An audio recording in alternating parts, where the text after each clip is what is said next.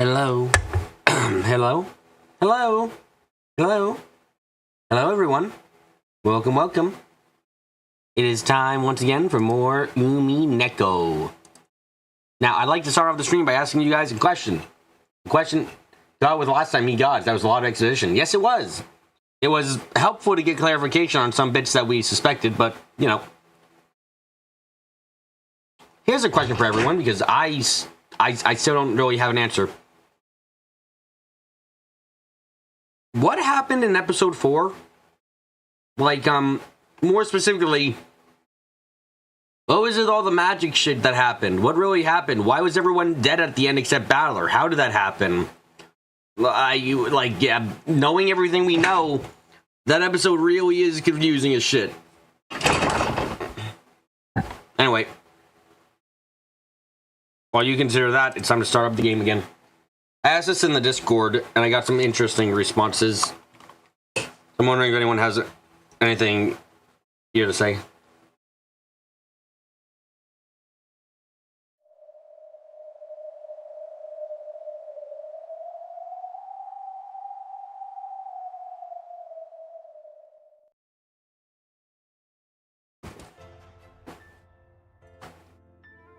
Fucking witches.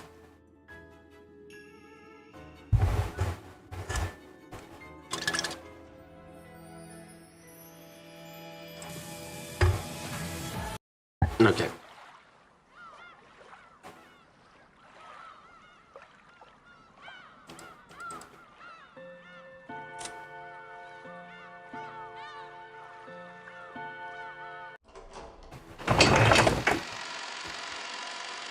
Now let's watch as Beto gets born.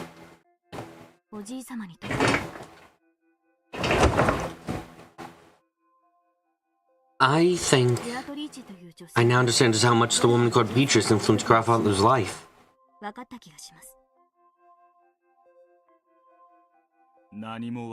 Never learned anything. You killed Beatrice? That's what we gotta figure out whenever we get out of here.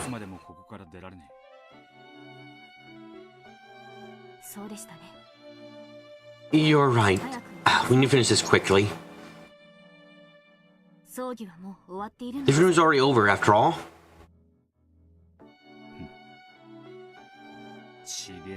You got it all wrong. This is the funeral.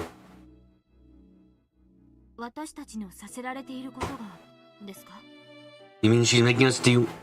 None of you heard of so far were killed.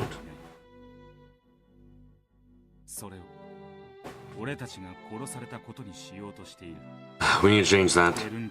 As a real funeral as far as Burn Costello is concerned.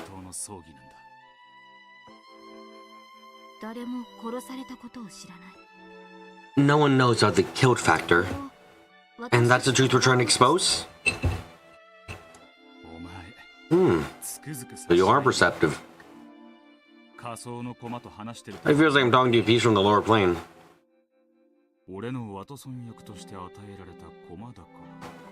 Must be because you were given to me as like Watson. You fucking idiot.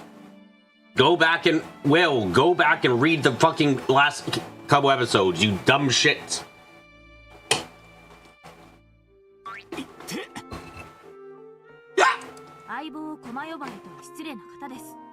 Don't call your partner a piece. So, what next? Billiard Holmes.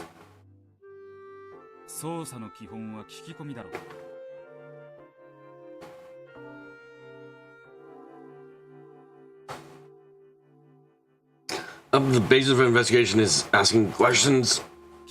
Is still Beatrice being asked about? Please stop pinching my ass.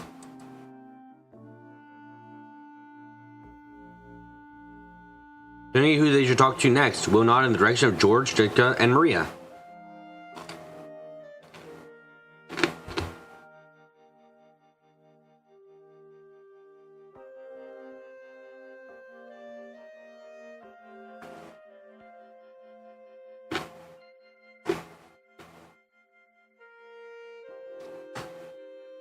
The reason to be lecturing the others about something.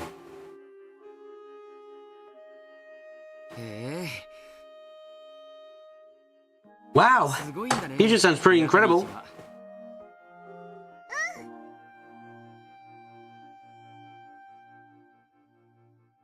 Yeah! And then inside the upside down cup, she made tons of candies appear out of nowhere! Inside the overturned cup? That's wild! Sounds like magic to me!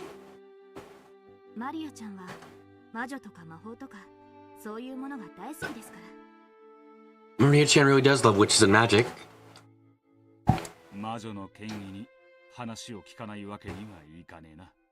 Can't buy us up the chance to talk to the Oregon witches, can we? If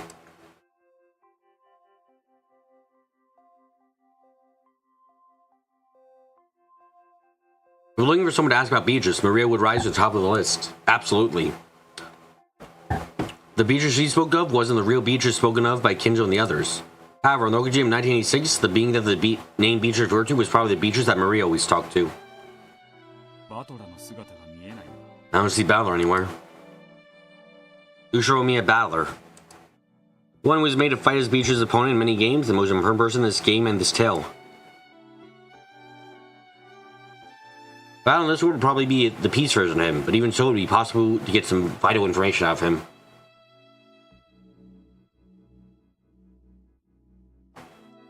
Darkbit, how dare you be late? God. Anyway, welcome. Oh, you're figuring Higurashi. Alright. Okay. Make sure to never say spoiler.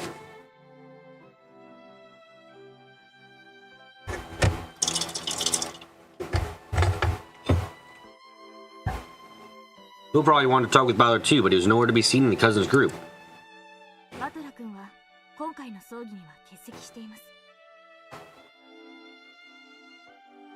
Bowler-kun isn't present at the funeral today. It's a shame seeing as he's a cousin closest in age to me. Are you two on good terms? Yes, of course. And you mention his blood every time he says something perverted? Oh, how did you know? Do your detective instincts tell you that?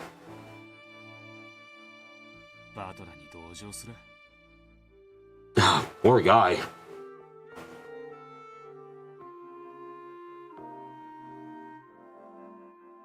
You probably should have done that. You did buy the Umineko fighting game on sale for some reason. Well, I can answer that question of why you would do that, Darkbit. It's to beat the fuck out of me once I start playing that game. God, that's gonna be something.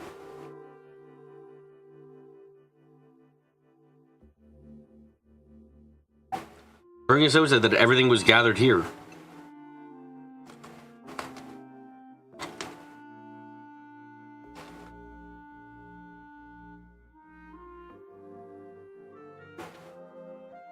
Since Tyler isn't here, that probably means it's possible to find out everything without asking for her side of the story. Or maybe she's intentionally hiding the core elements and they can just take the long way around as part of some Figgle Witch's game.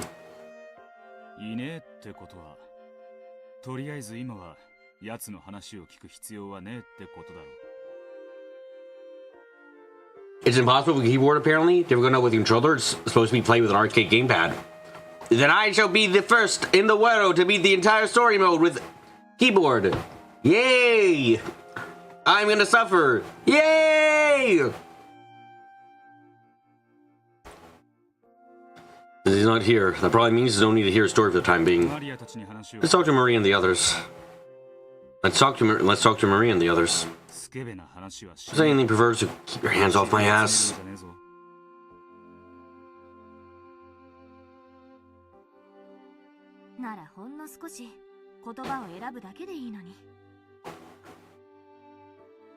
Then, why not try choosing your words a bit more carefully?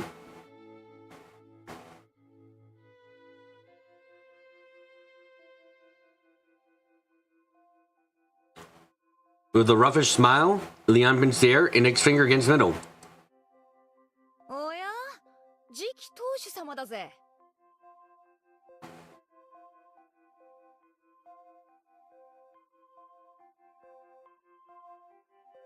Ah, it's a future hair! Are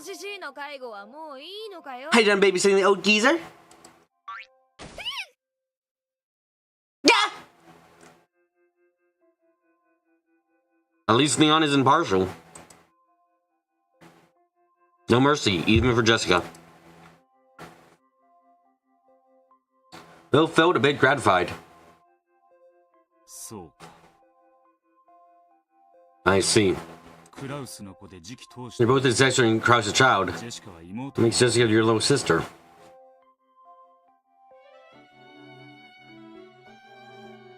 One of the reasons Beatrice exists is because Balor came to the line for the conference. So Balor is here, so is Beatrice, and that is a logic error. I can see that. I can see that. As a reason.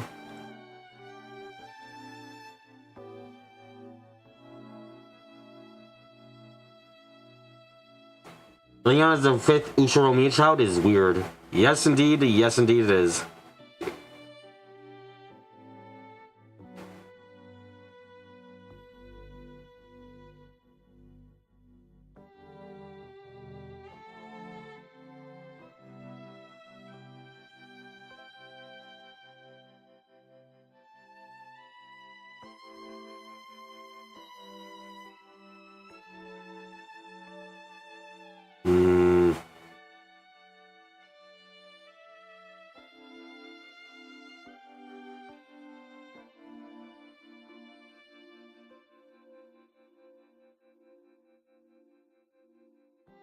Yeah.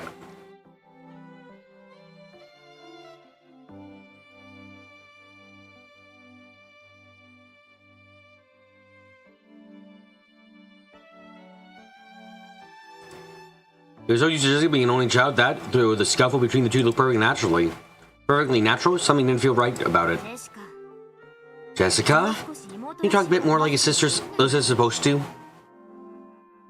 ついでに言うと、もう少し年頃の女性らしい言葉遣いにも気をつけてみるべきだね。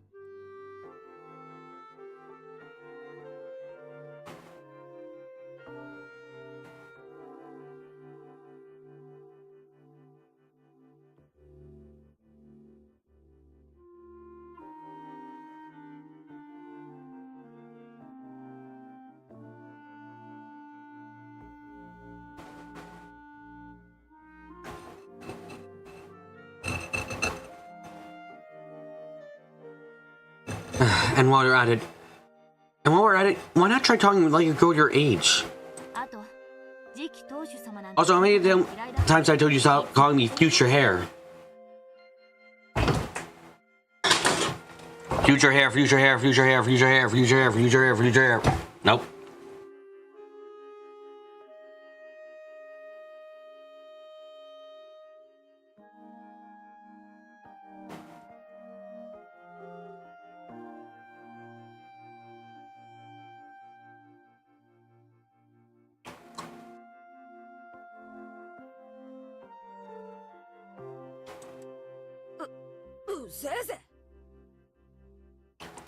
Cram it!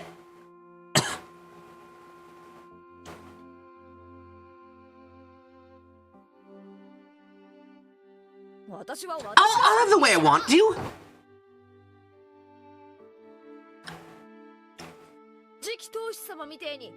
I'd suffocate if I had to act over fine like you, future hair.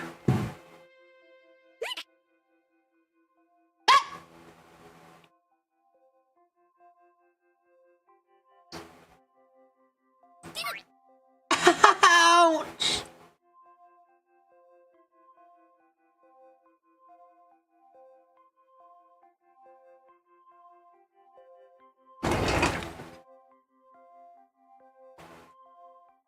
On the plus side, in this universe, even if everyone in Rokujima dies, Balor not being on the conference means that Angie isn't left alone. Yay! Upsides!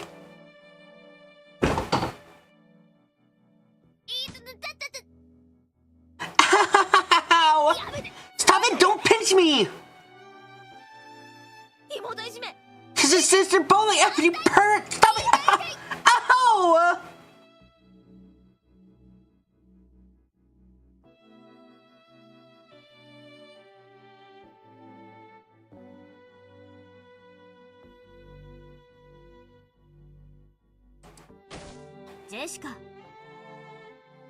Jessica? Why are you talking like that in front of a guest?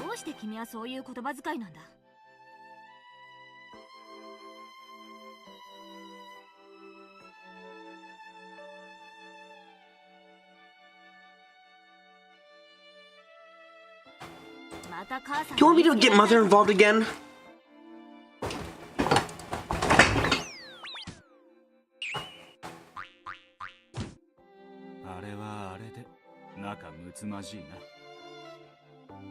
Oh my goodness, my eyeballs. Look.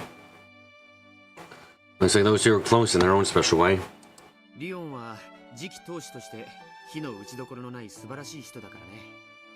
Well, Leon is a person of impeccable character, probably sweeping the next head.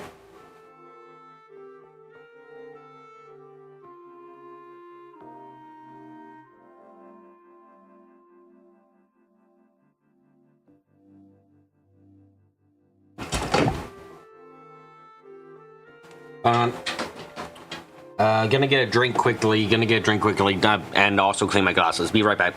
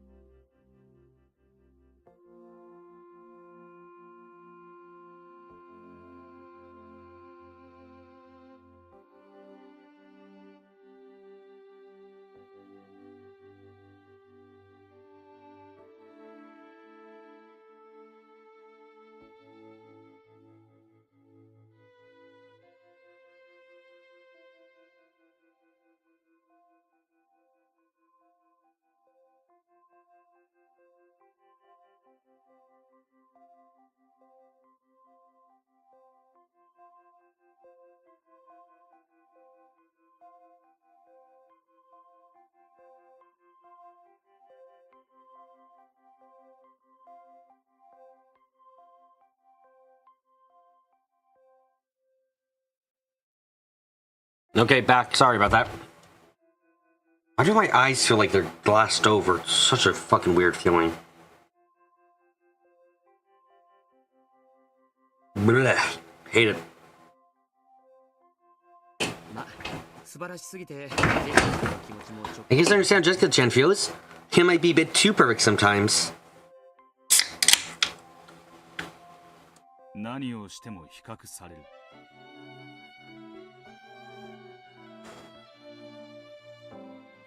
He's compared to Leon no matter what she does. You think that made her rib bow? もしジェシカちゃんが一人っ子として生まれてたらきっと落ち着きのある真相の令嬢になってたと思う。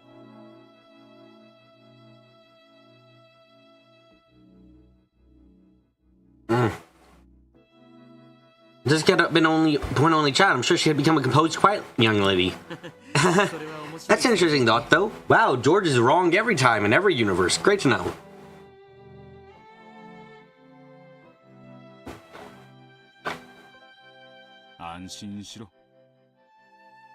Don't worry. I'm trying not her personality wouldn't change a bit.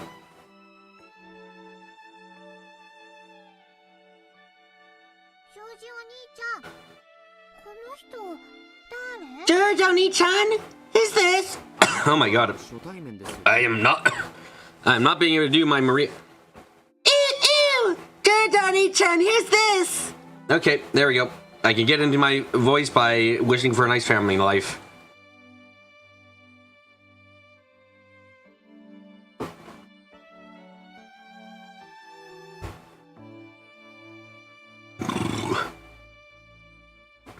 The first time I met you, correct? It sounds like you know a lot about our family. I'm George, and this here is Maria. よろしく。 Pleased to meet you. ウィルだ。 Call me Will. ベアトリーチについ I'm て assailing Beatrice. 知っていることを聞かせてほしい。 Why don't you tell me what you know?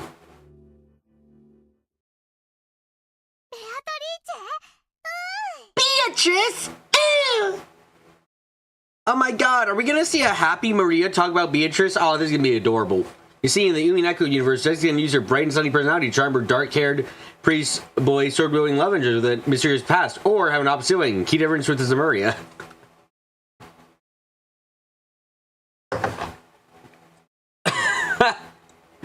Oh shit, Jessica's just Estelle. You know what? I approve greatly.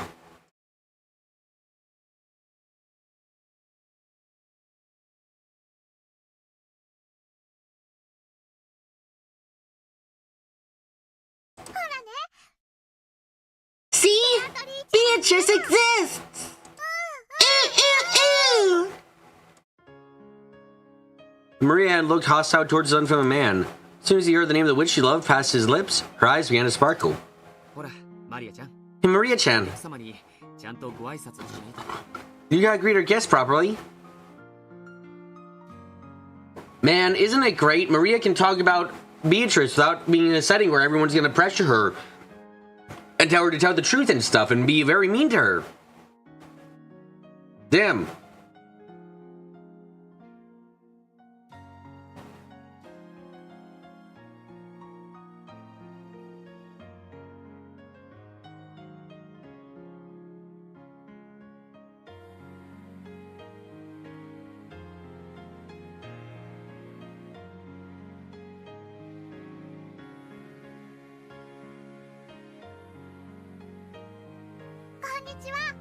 Hello!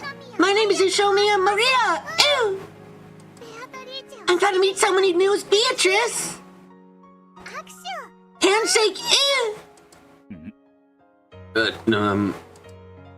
Maria suddenly stuck out her small hand and Will reached out for it reflexively. As soon as he did, he felt bright light streaming out from the gap between their hands. The theater-going power that bringing us out given him had affected Maria. Oh no, that's sad.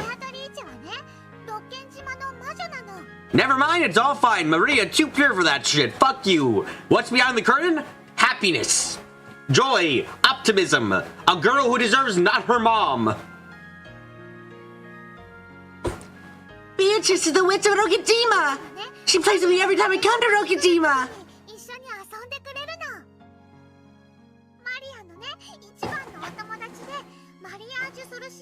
She's my best friend and fellow member of Mirage Sorciere! Ew! Light grew brighter and brighter. This time he could feel himself being drawn to Maria's world.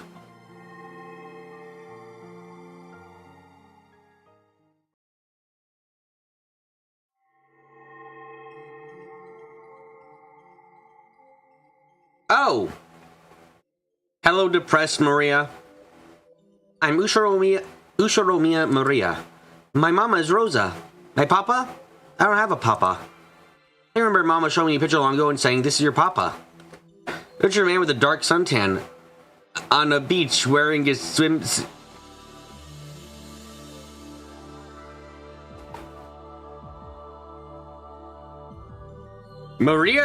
I'm sorry, Maria's dad is fucking NTR Chad? The fuck? Where's Maria voice? Fine, fine. It was a picture of a man with a dark suntan on a beach wearing a swimsuit. Later on, when I learned what Papa meant, I asked Mom to show me the picture again, but she said there wasn't any photo like that. But there was. A true picture of it shown to Mama. And then she got really mad and said that photo exists, or that if it did, she already thrown it away. And ever since then, she kept saying I didn't have a Papa.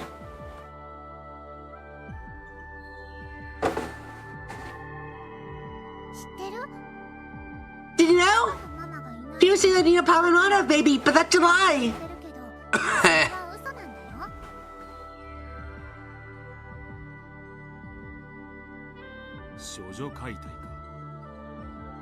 Virgin birth.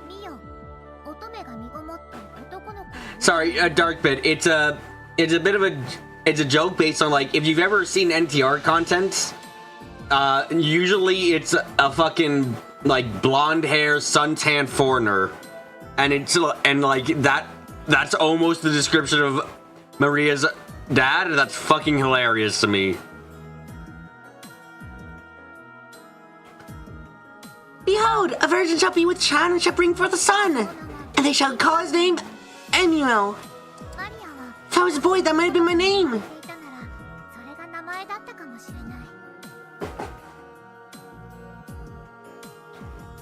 He probably had a haircut that hit his eyes. Oh god, the idea of that Victor fucking makes me laugh. It's like, yeah, of course. Of course,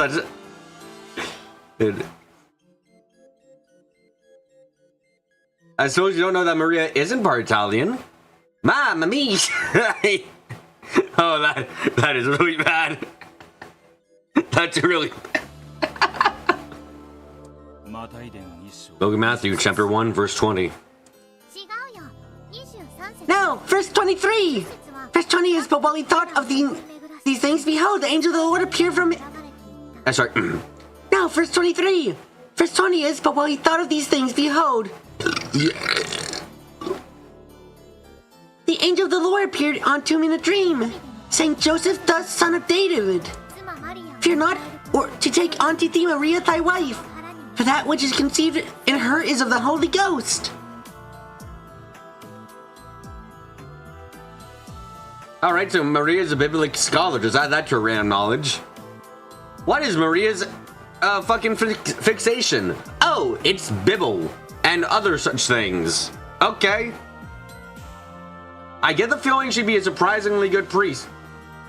None. I knew she knew about the Bible, but I didn't know she knew about, like, this well about the Bible. Like, I knew she'd be good with the Bible. I didn't expect her to be like, oh no, you got the verse wrong, kind of girl. Okay.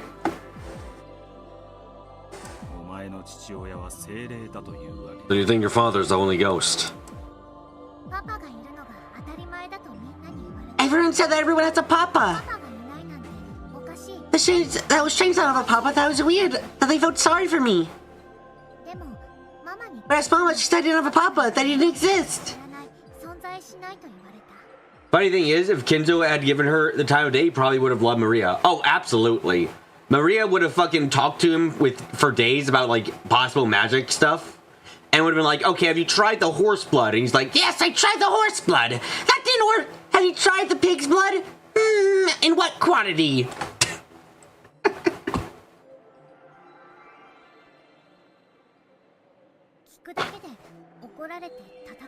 She got mad at him even though all I did was ask. So, I didn't really understand it gave birth to me. I was not right as a human, an immature and irregular creature. And as I was a strange little girl, different from everyone else.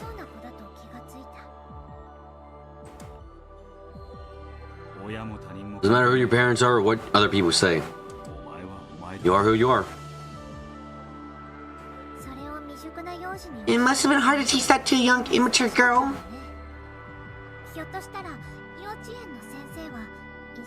The kindergarten might have said that to me when I cried out of being bullied.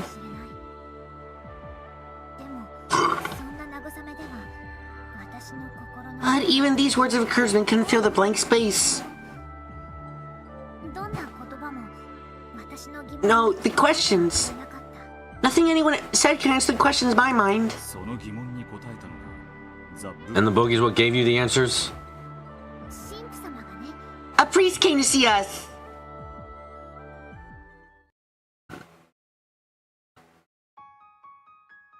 I think his sermons was part of a class to rinse our minds. Us as kids was no different from an ordinary fairy tale a teacher have told us.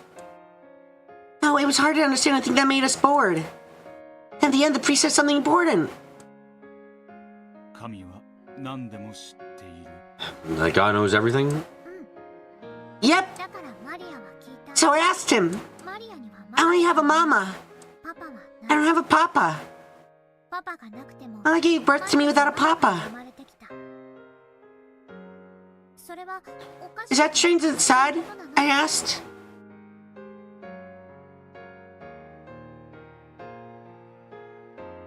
priest taught me. He said there was something strange about child having no papa. After all, Jesus Christ was born of a virgin. And when he gave birth to him, was the Blessed Virgin Maria? I was surprised. Right, the name was given with the answer along. I feel like fucking crying reading this. Please stop hurting my soul. I thought I was prepared. I don't... Please, why can't... Even when she's happy, I'm sad as shit. I'm so surprised I asked the priest again. He said the Virgin Maria gave birth to baby by herself.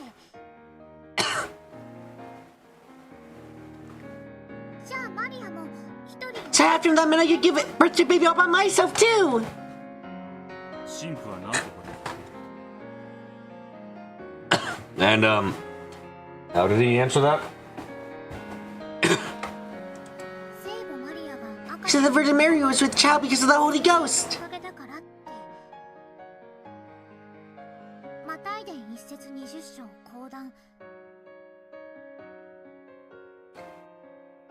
Book of Matthew, chapter 1, verse 20, the last part. For that which is conceived with her, for that which is conceived in her is of the Holy Ghost.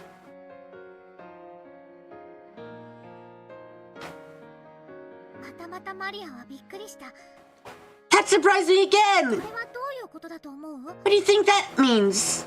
お前はこう解釈した You interpret this to mean that 後ろ宮マリアには Ushiromia has no human father. 本当の父は聖霊だと The real father was the Holy Ghost.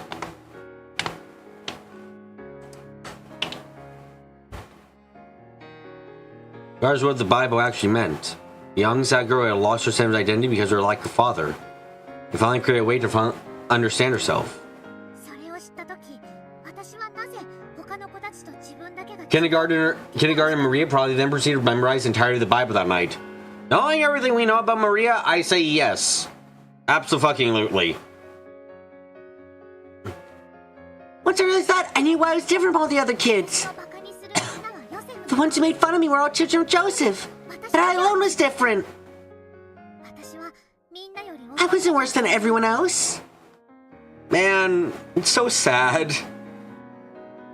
She had no fucking support system at all, and everything about her life was essentially her having to realize for herself, like, what do I care about? What do I love?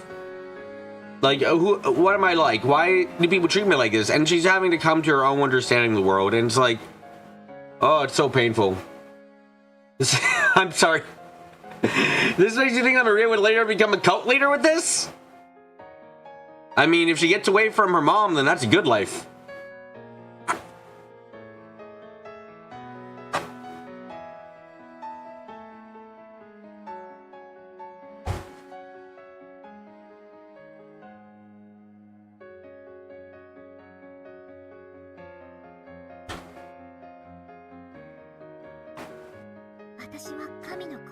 As a child of God, a child of the Holy Ghost.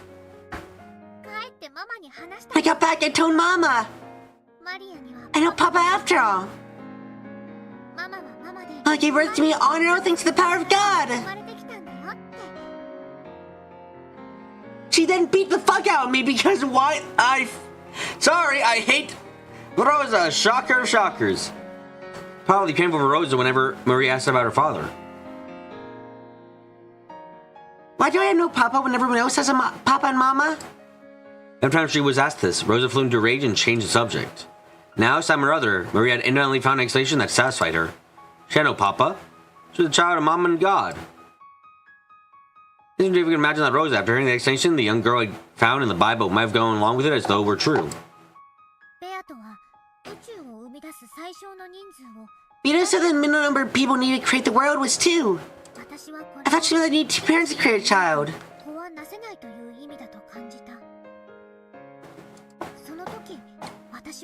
That was when I came to new thought. Beatrice may be a witch, but she's a witch born of a human. Beatrice isn't the child of the Holy Ghost. But I'm different. was born from Mom alone. I was born of the Holy Ghost. You can't create a universe without me. But I have God with us. I can make a universe all by myself, along with the Holy Ghost.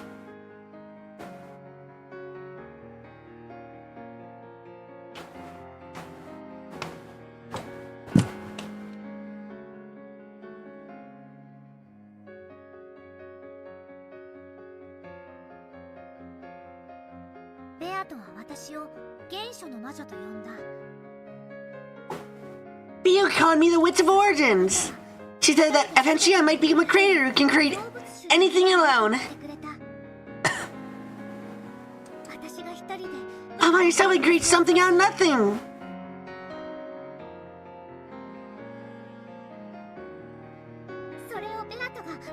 You can take that and make it expand infinitely.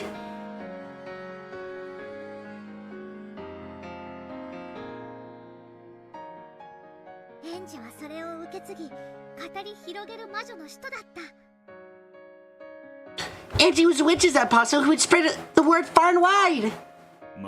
She didn't beat me because I figured out a reasonable excuse before she could. Yep.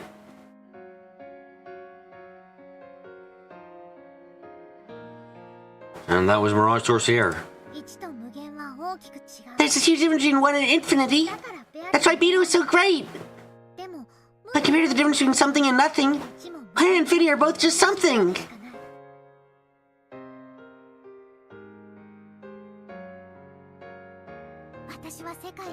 The child has to become the best witch. No! The greatest creator in the world.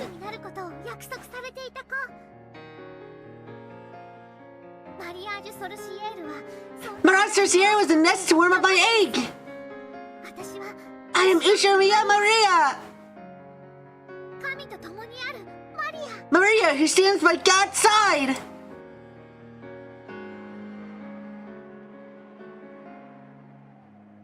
Liking Maria's sense of identity to a universe, this endless stream of words coming from her might be like the Big Bang. She spent so long tormented over how to interpret her lack of a father. Then, by chance, she saw a line in the Bible that seemed to affirm her resistance, and she finally formed an understanding of herself. Rush is ashamed that they never considered Cult Leader Maria. Cult Leader Maria is happier than current Maria, probably. Lives a better life, too.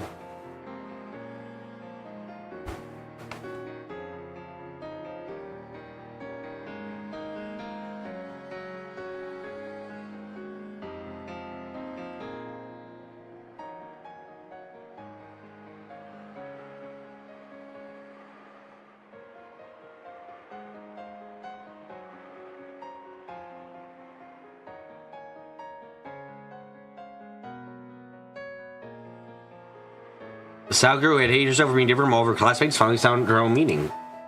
That moment, Maria's universe would have been nothingness, which once at that moment, Maria's universe, which had once been nothingness, was born as a clump of ultra-hot, ultra-high pressured energy. Then later on, she went to Rokujima, met the endless witch who called herself Beatrice. And the clump of energy exploded in a big bang, giving birth to a joint system of magic. That was the universe known as Mirage Sorcier.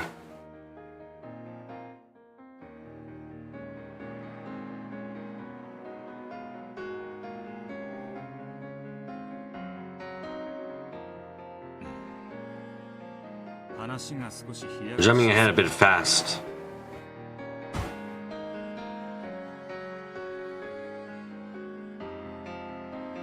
Let's take things one at a time.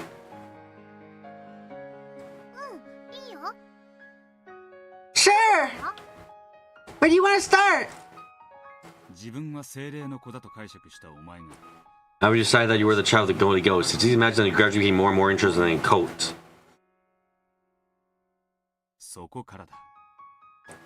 And then what? Teresa, say, where did you meet Beatrice and how did you two interact?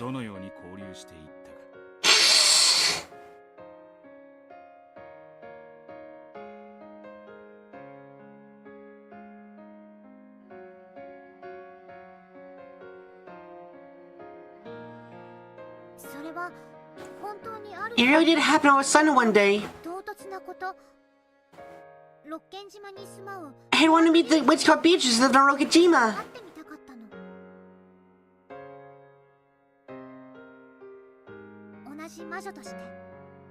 As a fellow witch. その頃にはもう自分 That time you already thought that you were a witch? I did! I knew more about the Bible than counting most adults. I mean, in Japan, yeah, that's probably especially true. From what I understand, Christianity isn't that well known.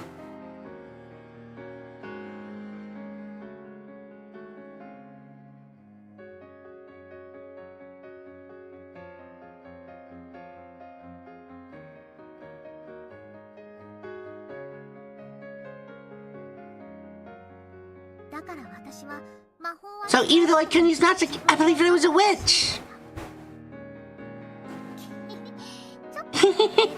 It's a bit funny, isn't it? That's why I'm only a witch's apprentice. いつベアトリーチェと出会った When did you meet Beatrice? I don't really remember when. But I do remember what it was like. It was really, really sudden.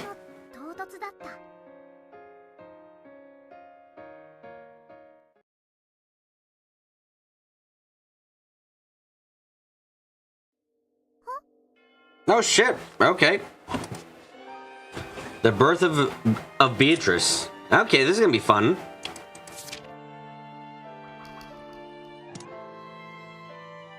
Uh-huh.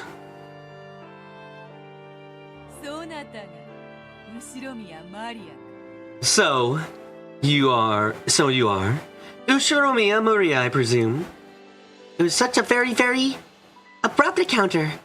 I just been drinking some milk tea all along the rose garden aboard. Mama said that she had to talk about something important with Uncle Kraus.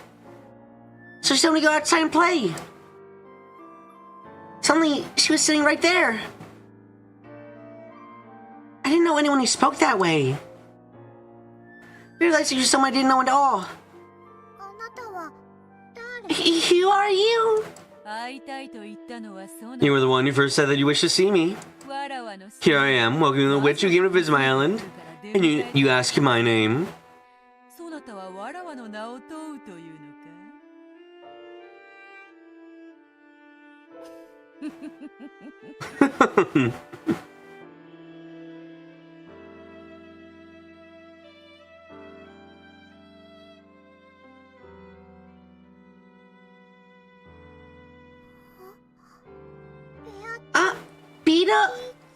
Beatrice.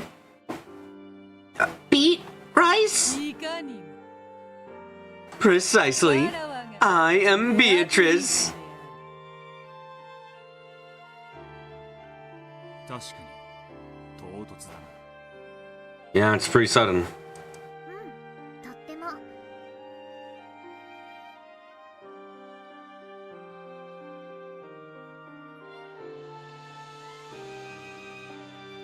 Yep, really, really sudden. Witch and spirits always exist right besides us.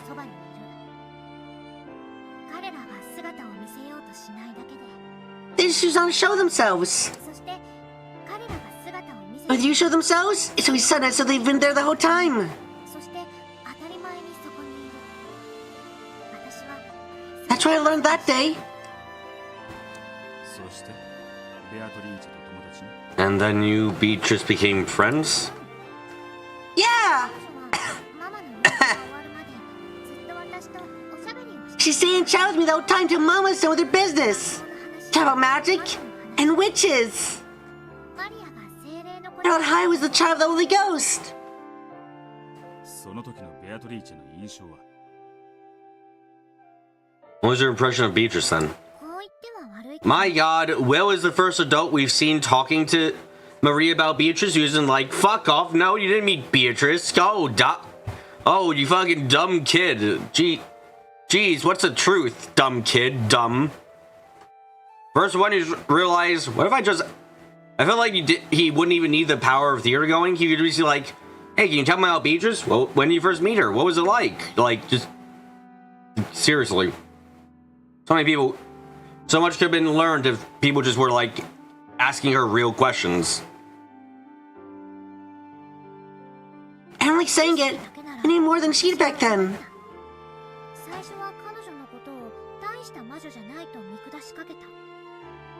At first I thought she wasn't a very good witch. But that was just my conceit. There are many different systems of magic. Also, mine was based on self-study. I probably only do read that way because her system of magic was different from mine. It was so long before I came to regret that and apologized.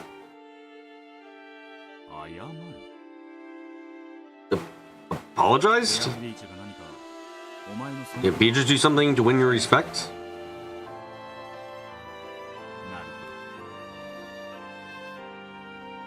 I see. Then she showed you magic.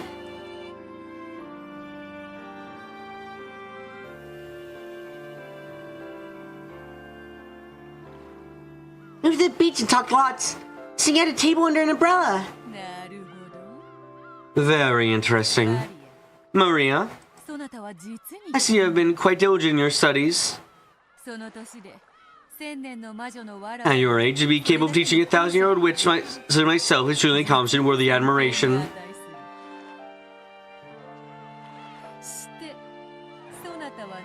And what sort of magic can you use? Magic? If you call yourself a witch, you must be able to show me some sort of magic, correct? I was stunned for a second. Of course, it should have been obvious. I was a child of the Holy Ghost, and I studied so much of the code. I was also a witch, not a human.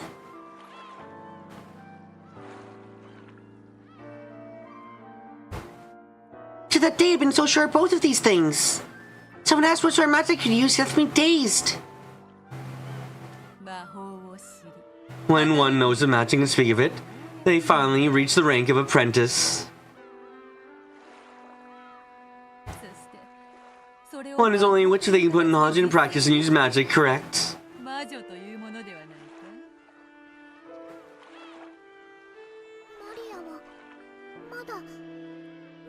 So, I'm not a witch yet?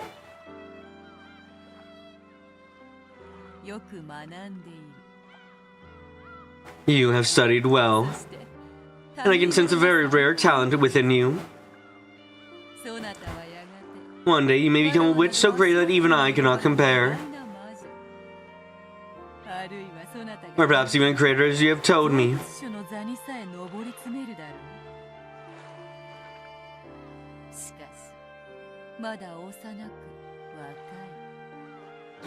However, you are still young and immature.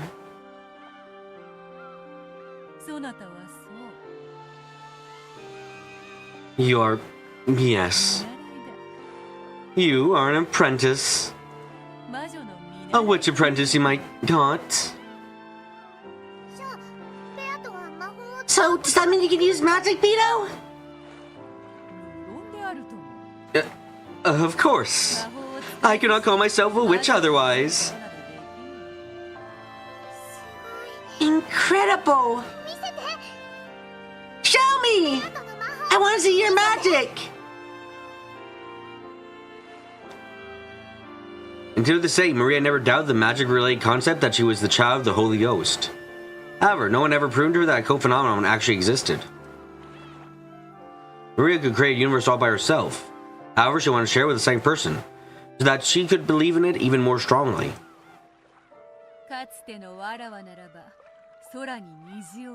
In the past, I could have drawn a rainbow in the sky, transformed it into 7 colors of candy, eating them at my leisure. However, my power is weakened so much that I cannot even preserve my form as well as I would like.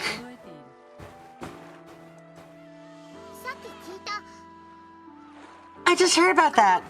Can't even use your full power because of the shrine.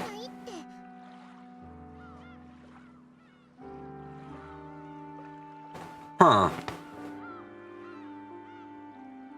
力を取り戻すにはかなりの時間をかける。 So, the reason that Beatrice doesn't know much about the... Interesting.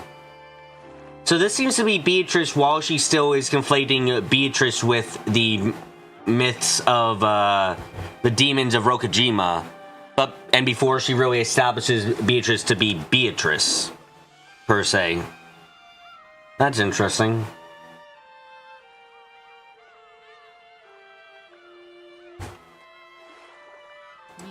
It'll take quite some time before my power returns. At the moment, I cannot turn rainbows into candy. However, perhaps I can show you a bit of that power with some simpler magic. You sure only a battler. Let's begin. Sorry, just getting my voice together. Yeah, you think it's Victor? You think it's Maria that helped her build the final Beatrice? That she's the one that knows all about the Western coach stuff? Yep. Because currently, like, the shrine shouldn't do anything for her, as we've discussed. It should be nothingness for her.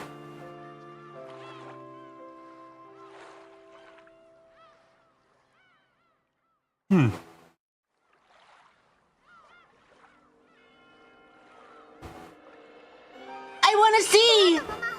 I want to see your magic! Very well. However, must ask for your assistance.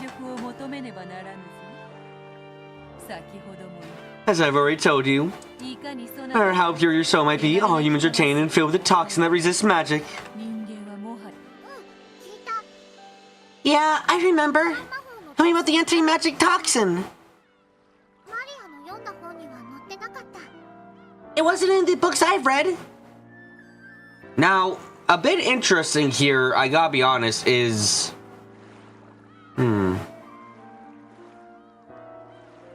Huh. So I'm thinking about this right now, and what I'm thinking about is... Maria didn't approach Beatrice first. Beatrice approached Maria on her own. So that means that Shannon, Ken, and Beatrice had something they wanted out of talking to Maria. Because they presented themselves as Beatrice. So the question becomes, why did they do that? Were they hoping to become a better Beatrice? Like, that's the best thing I can think of, is that they were trying... That Beatrice was trying to become a better Beatrice by learning more about magic, and the one who knew the most about magic besides Kinzo, who I suspect she might have been wanting to try and impress, was Maria. That would make the most sense to me. But Maria was also looking for Beatrice, so there's that. It could also have been answering that request. Maybe.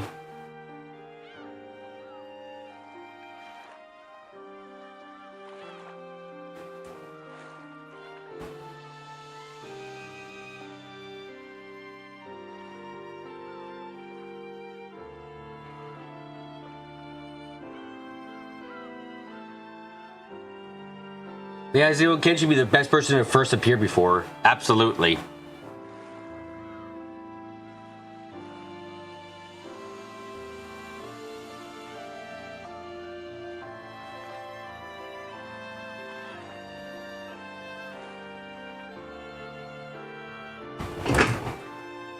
Good practice. Very good practice. You must be really incredible to know so much. So, makes sense that Beatrice was the one who introduced the concept of the anti-magic toxin. Beatrice lit up an empty teacup, then turned it around in front of Maria to show her that there wasn't any tricks or strings. Right, the magic make candy appear inside an overturned cup.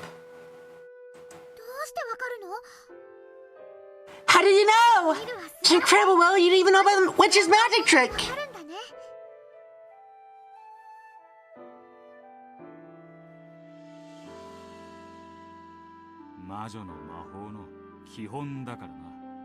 That's because it's one of the most basic types of magic a witch can use. And there we immediately see why Will is better than Erica. Will doesn't go, it's not real, it's fucking fake, bitch. He goes, oh, you know, it's like the easiest magic. It's the easiest magic to use, you know? Yeah. Basic shit for witches. That's why I know about it.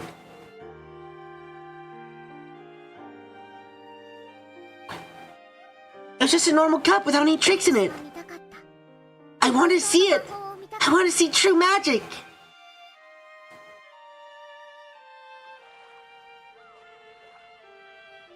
Maria had a desire. She desired to discover the occult in others, to help her believe that there was an occult side to herself. Well, Will's entire thing is respecting the heart, so unlike Erica, he's not gonna throw that down with a 9-year-old. God, I can't believe she did that still. Watch out, Erica about to come out from the depths of oblivion to slam down the dreams of a child. That would be completely in character for her. Erica comes back because she wants to fucking prove a child wrong. Of course, the only thing that makes sense.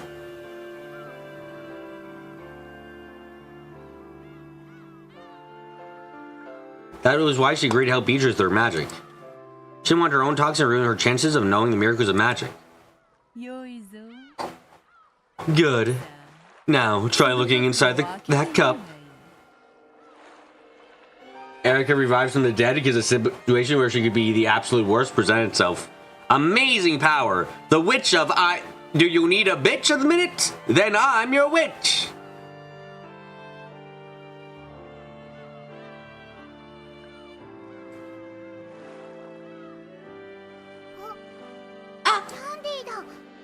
There's candy! There's candy!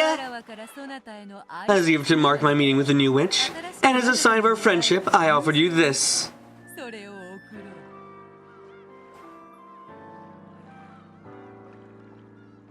This was a true miracle magic! For the first time I felt shame and embarrassment at my conceit.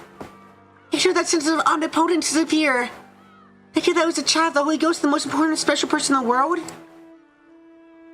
Except for a child of the Holy Ghost who can't do anything. I think a witch who can use magic. I, Ushumi and Maria, want to become a witch. Oh, my soul. No, not again. Oh, she was fine being the child of the Holy Ghost, but because she couldn't do anything to change her life, she wanted to become a witch who could make change.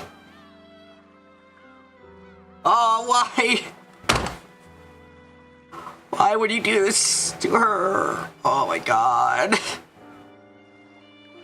I'm actually crying a bit at that because that's so fucking sad. I wanted to help her. I would have... Oh my god. She's so fucking pure. She really doesn't deserve any of the shit she got. And she dies. Like, God, she fucking dies in the end.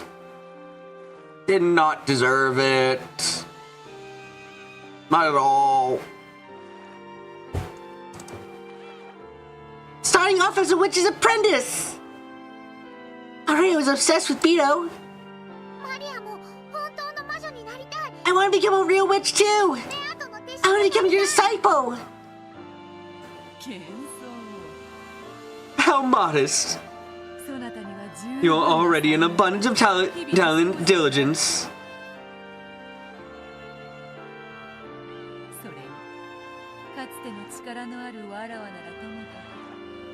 Also, though it may have been different when I was at my full power, I cannot take on a disciple in my current state.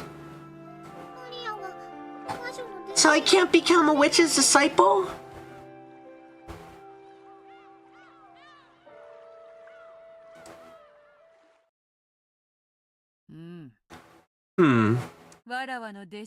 You cannot become a witch's disciple. However, you can become my friend.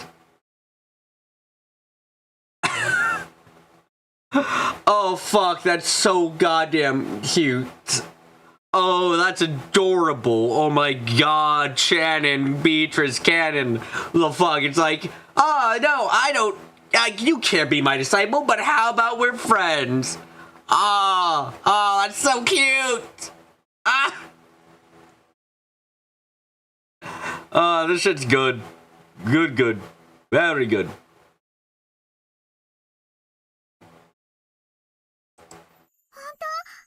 Really? Yes. From this point forth, we shall be friends. Our friendship leading to murder. Let's leave that part out. Friendship, though, yay! Let's continue to talk of the deep and profound world of witches. Ew!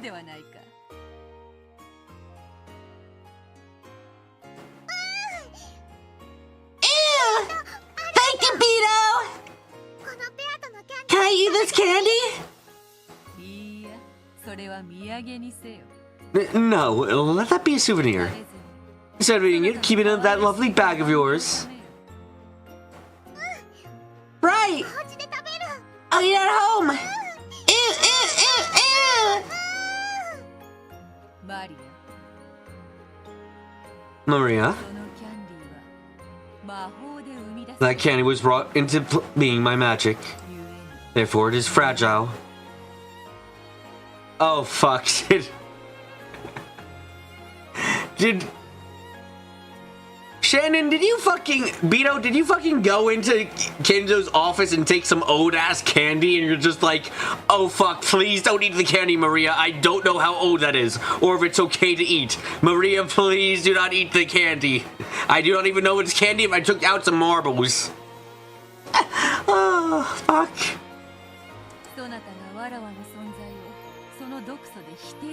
If you deny my existence, that toxin yours, it will melt and fade away. Oh. No! I don't want your precious magic to disappear.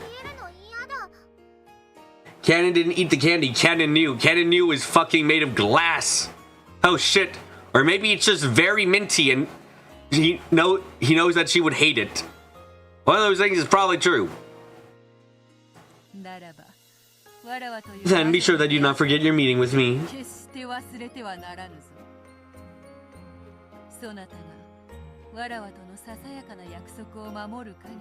And if you will keep some simple promises to me, I will greet you the next time you come to this island.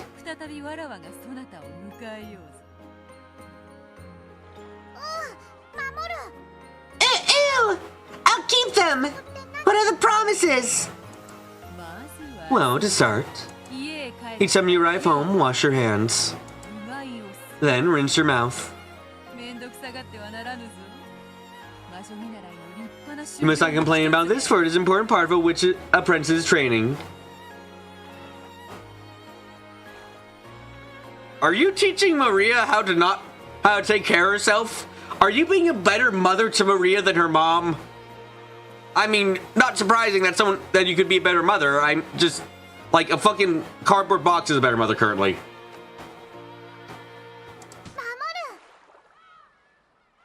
I'll do it! Every day when I come home, I'll wash my hands. I rinse out my mouth. When I do that, will I see you again? I promise it. If you keep your end of the promise, your body will be cleansed and I will gain even more of my magical power. Then the next time you come, I will show you magic of even greater splendor. Oh my god, and she takes the time while Maria's away to prepare better magic tricks. What a fucking wholesome relationship, jeez. It's just sad that it ends with the mass killings, but you know, that's fine. Ew! I'll keep my promise, no matter what! I'll do it! I'll become your friend and a witch apprentice! Your heart is always hardening, you sure me and Maria? All Rose had to do was be a witch, unfortunately the message was garbage and mistook the W for a B. Yep, that makes a lot of sense. That was the only way she could ever hear those words, because fuck Maria. I mean, no, not Maria, fuck her mom Rosa. God damn it. I speak like I'm a dumbass because I am.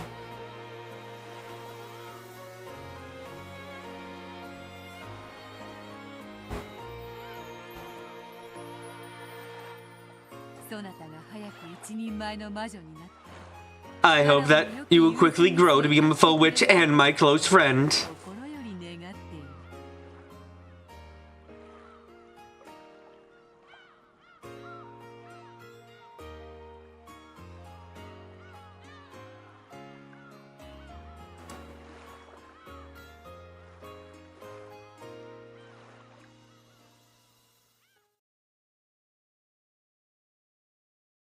これが私の初めてのベアトリーチェとの出会いだったと思う。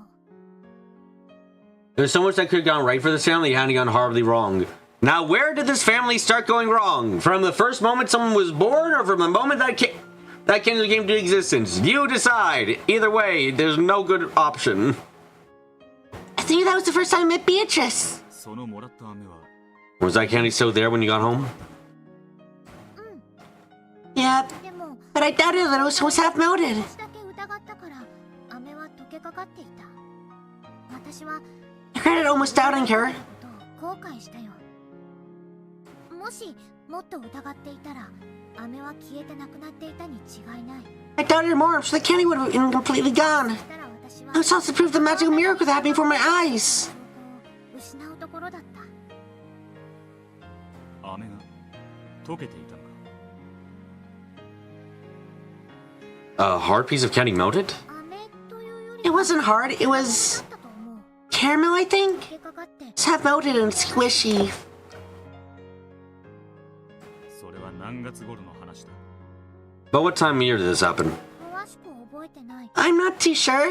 でも I remember the milk tea had ice in it. ことは覚えてる。 So it was probably not winter or fall then. Okay. それが何？ Why does that matter? 何でもない Never mind. リーちゃんが You talked to Rose about your meeting with Beatrice? には話したんだ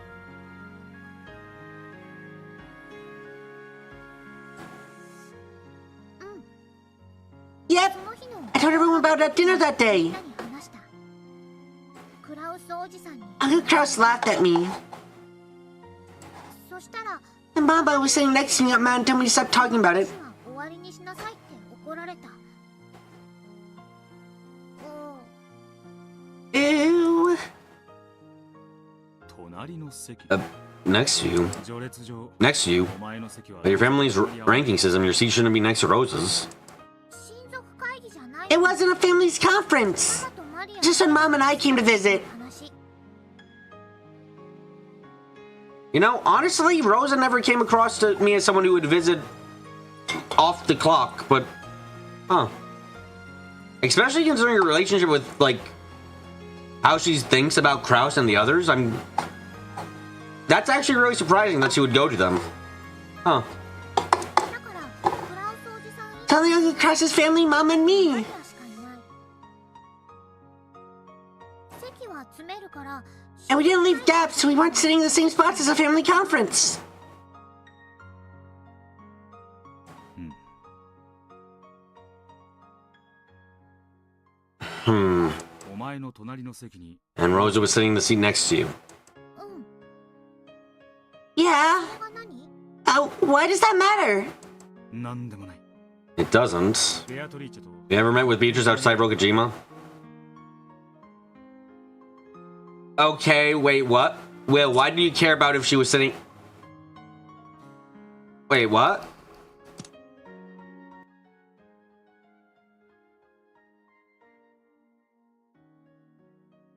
Eh?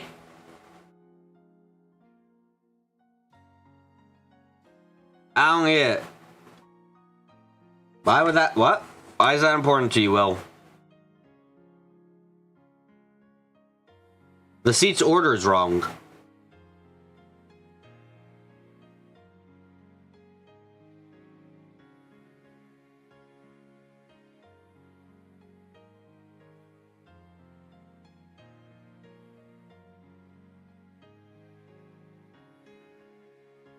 We didn't leave gaps. So what? They were all sitting on, like... I mean, admittedly, even Maria says, like, they weren't sitting at a family conference, so they just weren't sitting according to the family rankings.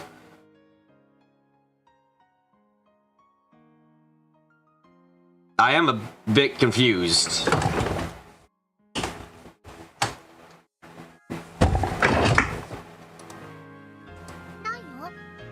No? After all, Bea's body's fragile. She can't go anywhere she wants.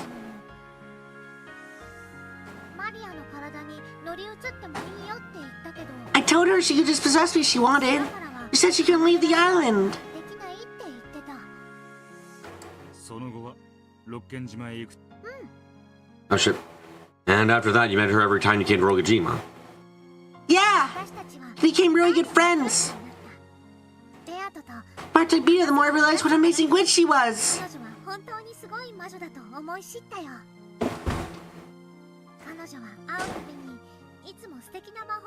She showed me wonderful. Oh shit! She showed me wonderful magic every time I saw her.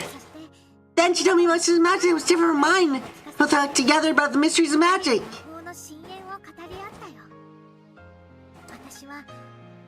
I want to reach your level as soon as I could.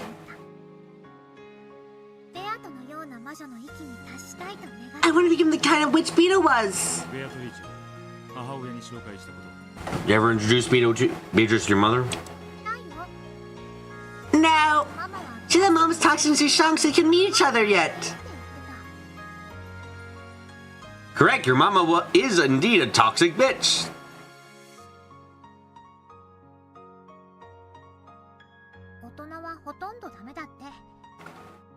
I wish all adults are no good when it comes to the toxin. Hot tainted. お前以外にベアトリーチェの Is 姿 anyone other than you able to see Beatrice? They couldn't at first. So their magic power's weak, so her body would crumble if even a little bit of the toxin reached her.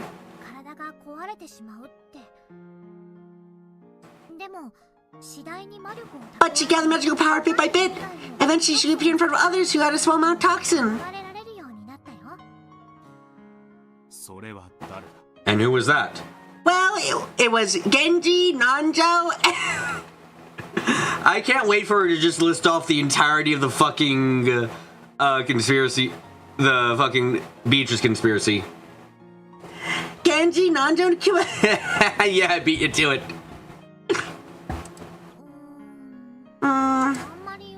There weren't many of them. Just a few of the servants. 具体的には Specifically?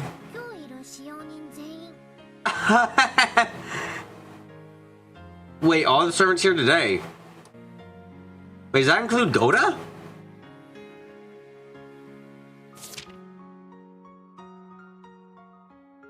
Easy, easy, easy, easy. Goda isn't here right now, right? Am I going crazy? Goda isn't here, right? All the servants here today. Eh?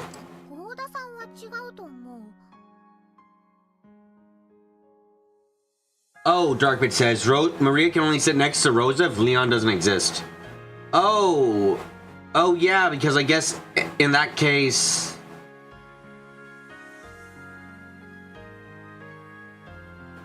You draw it down on a spare paper. Yoda, I hate that guy. I fucking love that one of Canon's final thoughts is, damn, I hate Goda. Fucking greatness.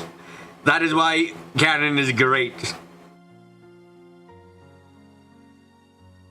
But not Goda-san, I think. つまり So there are four of them. シャノン Genji, Shannon, Ken, and Kumasawa. Oh look, it's exactly what we're thinking of. And Dr. Nanjo, too.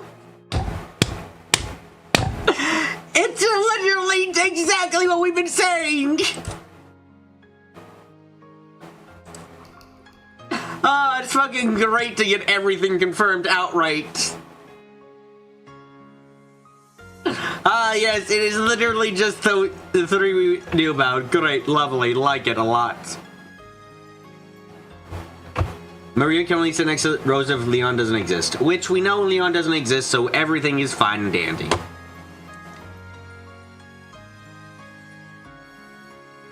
Apparently, would sometimes come to visit Maria and Beatrice's witch tea parties. Of course, only for small things like bringing them extra tea. However, they were suddenly aware Beatrice didn't even talk with her. 使用人たちは How the servants react to Beatrice. はどう接していた。存在しないはず There was a guest who shouldn't have existed. 驚いたりはしないのか？ Weren't they surprised? しないよ。 No! ベアトリ I thought Beatrice is the other master of the mansion. もう一人の主だもの。 So the servants treat Beatrice as an honored guest. Sometimes we're prepared to witness the new miracle of magic along with Maria. つまり So in Rogue Dream 1986, the ones who could actually meet with Beatrice were 実際に会えたのはゴーダを除く使 you, Nanjo, the four servants excluding Goda for a total of 6. だけだったということか。 Yeah, for a total of 4. Yeah! ベアトも You said that she needed to store much more magical power before she could appear in front of everyone else. 蓄える必要があると言ってた。つまりそれ以外の人間の前にもやがては姿を現すつもりだったわけか。 So she intended to show herself in front of more people sometime in the future? Yep. すべての So the day she made all the humans acknowledge her would be the day of her resurrection. 自分の復活の AKA the day she leaves. Okay, the day she leaves is when she declares herself no longer Shannon or Kennen, but Beatrice. Okay. Okay.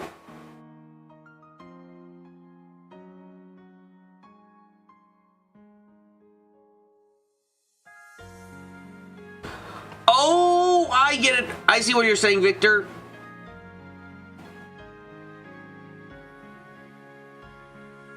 You're saying in theory that maybe Beatrice has been able to leave the island before by possessing Kennen or Shannon. That makes a lot of sense. That makes a ton of sense. Yeah, so does that mean that Beatrice she met could have been possessing Shannon? Yep, entirely possible.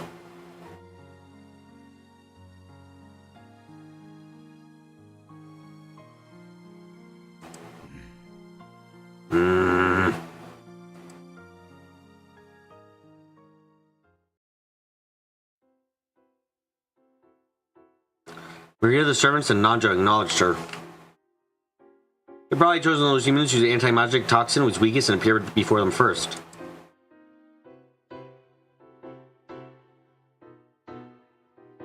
You're going with the notion that Maria, because she's Maria, so I'll possess Shannon as Beatrice. That makes a good deal of sense, yeah.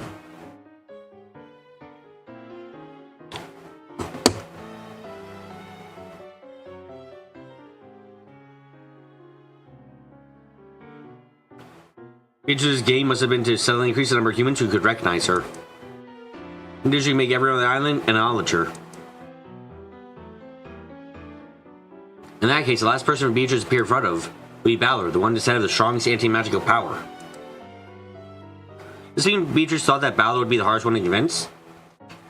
I mean, essentially, Beatrice wanted to be the person who was good enough for Balor. She wanted to be exactly who Balor wanted.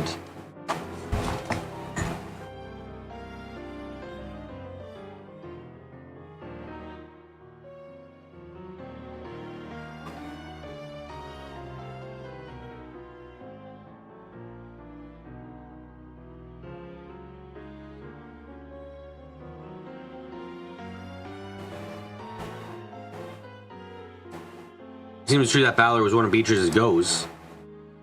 Now, if we go with Balor's chessboard thinking, we might say that Beatrice, who wanted others to acknowledge her existence, was someone who could not exist unless she was acknowledged. Balor reached this thought himself back in the first game. Yes, there's something different about the Beatrice of 1986.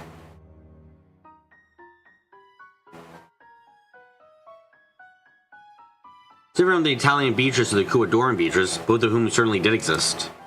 The Beatrice of 1986, the one whom we are so familiar with in a mysterious way, yet who has no existence. What does it mean to kill the Beatrice who has no existence? The minimum number of people required to create a universe is 2. However, Maria had said that even a single person gave birth to a universe. Yet Maria desired a second person. The second person to nurture the world she had given birth to alone. Because if it was born not nurtured, it would die and disappear? Let's replace the word universe with Beatrice. The number of people required to create Beatrice is 2. However, no single person gave birth to her. Yet that single person desired a second person. The second person acknowledged that Beatrice was created by the first person. That meaning with the second person is the scene that Maria just described. In essence, what the fuck's the point of taking on a new personality and a new persona if no one ever acknowledges that persona as another person.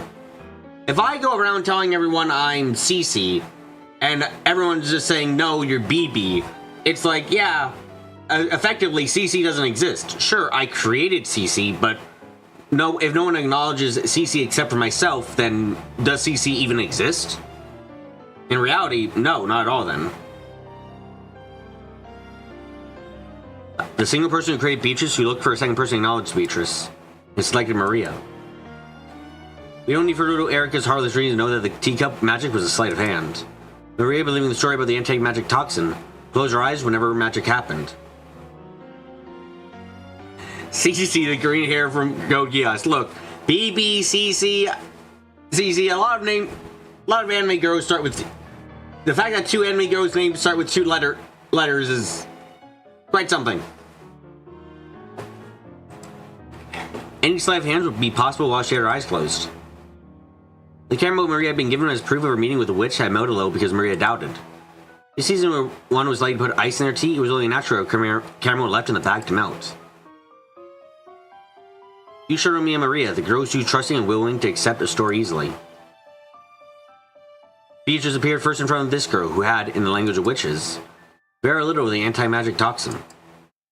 Relating the creation of Beatrice to the laying of an egg. When a single person creates her, it is no more than a delusion. Like a chicken inside the egg. If and only if a second person acknowledges her, the shell cracks and she appears. She only appears when a second person comes to warm the egg. When Maria acknowledges Beatrice, she finally hatched and the chick was born.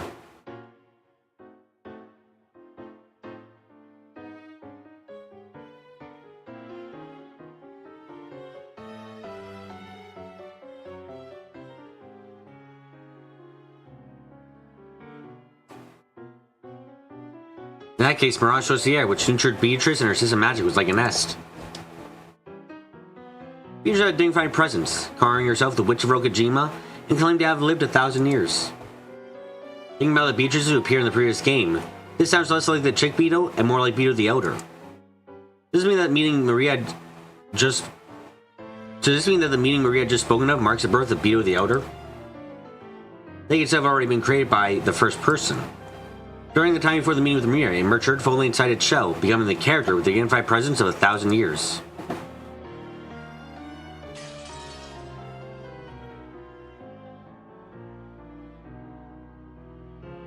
Then, when Maria finally acknowledged it, it hatched, and the Witch of Rokujima finally gained a form.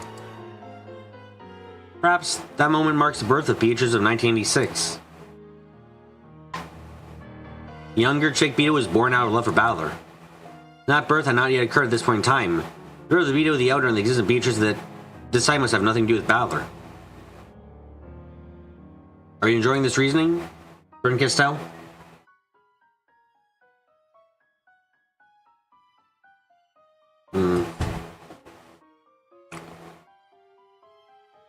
Chick Beetle came into existence for Balor's sake. Elder Beetle was existing before Balor.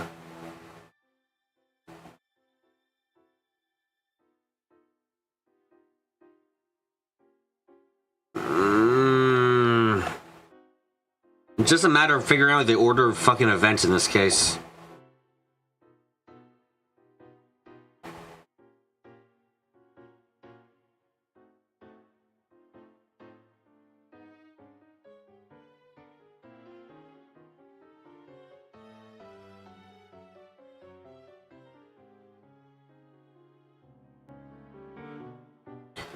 I'm a bit lost on why does Beatrice exist? Why does canon exist? Let's not forget when yeah, we know that Chick Beetle was created to hold on to Shannon's feelings of Balor. Balor was created for Maria.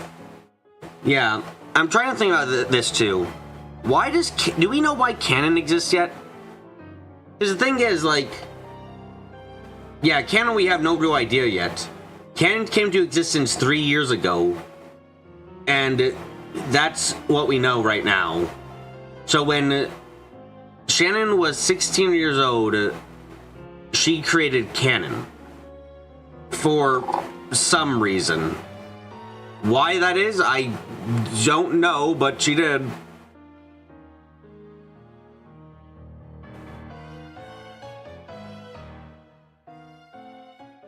Did anything else happen 3 years ago? Like, I don't think so, right? So it becomes a very big question mark on things. Even the putting up of the epitaph in Beatrice's portrait only happened 2 years ago.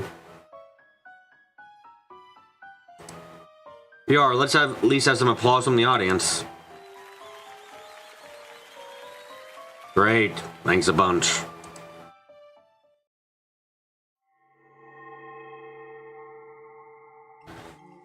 Here you probably say that Canon was created Chan's feeling for Jessica, but that doesn't match up well with the eternal struggle. It also doesn't match up well with the timeline. Like, maybe, like, I guess a bit of a problem I would have with that is, like, okay, so then Shannon was gay. Then Shannon had the gaze for, Jessica. Okay. But, like, that does, like, it seems like Canon might have come into creation because Beatrice didn't feel like Canon. Okay, got words. Canon is the person that more so believes themselves to be furniture, which, as we understand it from episode 6, is implied to mean that she cannot give birth because she cannot provide George with what he wants, which is a family, which means she likely can't give birth. So, like, Canon's a male because guys can't give birth, so, like,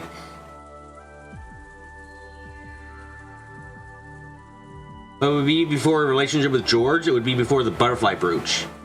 That is correct. That is very much correct, Darkbit. Thanks for bringing that up. But admittedly as well, that would be after... So, like, Canon would come into existence during the time period, I guess, where it's still entirely likely that she really loves Battler. Like, that's entirely plausible.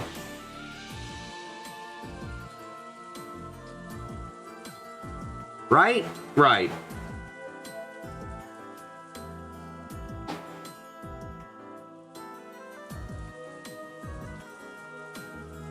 Ah, God, why is it so complicated?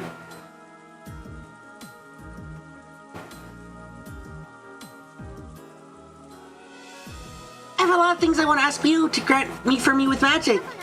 So I'm helping Bio with the resurrection. It's so weird, essentially knowing the end point of the story, almost, and still being unsure about so much other shit. Like, the details of how we get to certain points is still very much up in the air.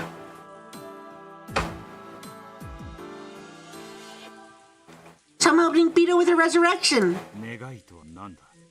What kind of things?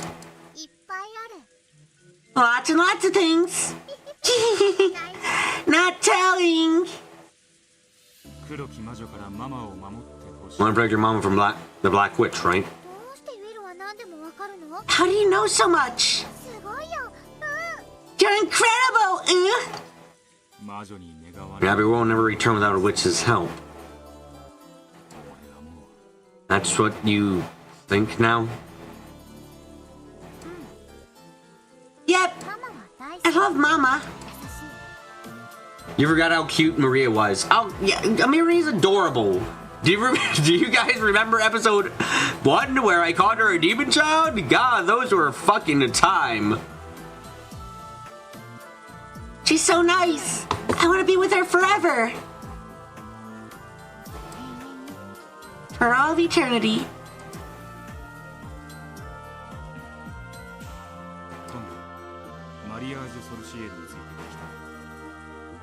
Now, I'd like to hear about Mirage Sorcier. The whole world has turned on its axis. It's insane. Will could probably just tell her that he's on a mission to learn the truth about Beatrice and Witch of the Senate, and Maria would be totally down for it. Considering what Maria's like, yeah, he might need a bit more of a proof, but you know what? It's fine. It's fine. He's not human, so he's allowed to do bullshit, right? I imagine, at least.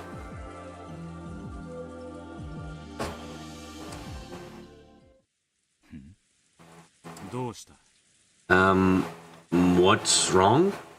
Is he human? I mean, he's something close enough to an angel, so I don't think he counts as human. やだ Don't wanna. Uh-huh. 私喉が渇いちゃった I'm thirsty, so I'm gonna get something to drink. またね See you later.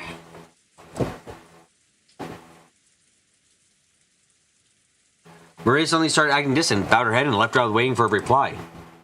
It's a very un-Maria-like thing to do. I see. The game master has moved the piece. Apparently she's telling me not to ask about something different for now. Oh, apparently she's asking me to ask about something different for now. Apparently she's telling me to ask about something different for now.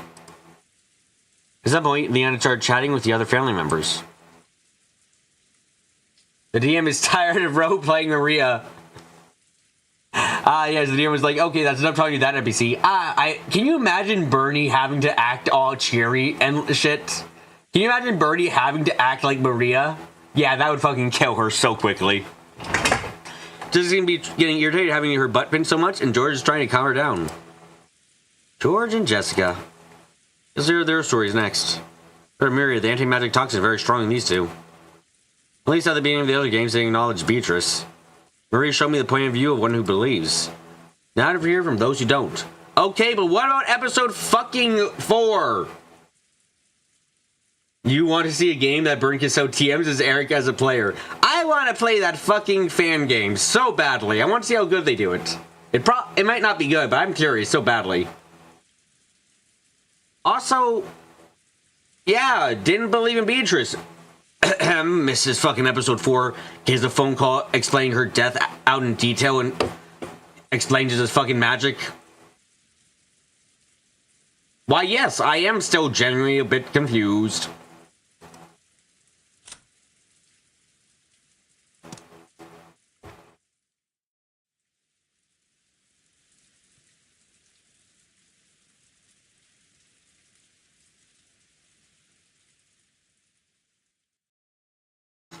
This episode is ridiculously calm so far, huh?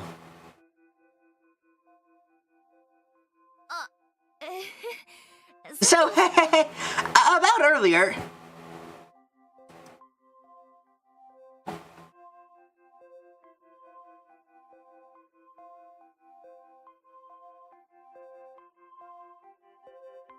They're just having a gig with Balor's expenses with a bit of murder at the end. Oh, of course. Why the fuck didn't we get red truth about like fucking about like Kumasawa and Gota's deaths too? Wasn't it confirmed that they essentially had to have committed suicide of some sort?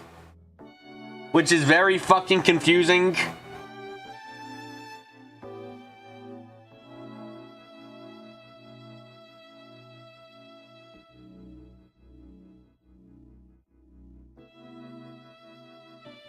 The only thing on real explanation number 4 was that everyone was in on it for some reason. Beatrice was going around actually killing them while staging the performances. They had the bullet holes in their head, so maybe. I meant maybe for victors. Painfully confusing shit. Episode 4 is the only one where I have to assume, like, the only explanation you can have is, like, Beatrice was fucking killing everyone after they filled their rows. Like, that's the best I can do. And that's not very strong, admittedly. Mostly for Kiri's one, you know? Because Kiri fucking says, dude, bitch, I'm fucking gonna get killed by shitting magic. Oh my god. Then she subsequently dies. As was said back in episode 6, there's no such thing as a perfect locked room and perfect murder at the same time. Yep.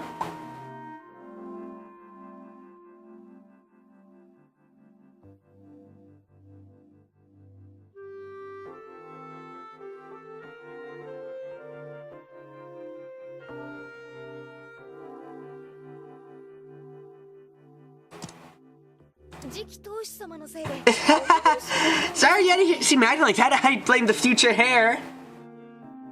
So clearly there had to be a trick that allowed for Beatrice to kill Kumasawa and Gota. Yeah. Not just kill Kumasawa and Goda, but also then get into the fucking, you know, then have them hung up too.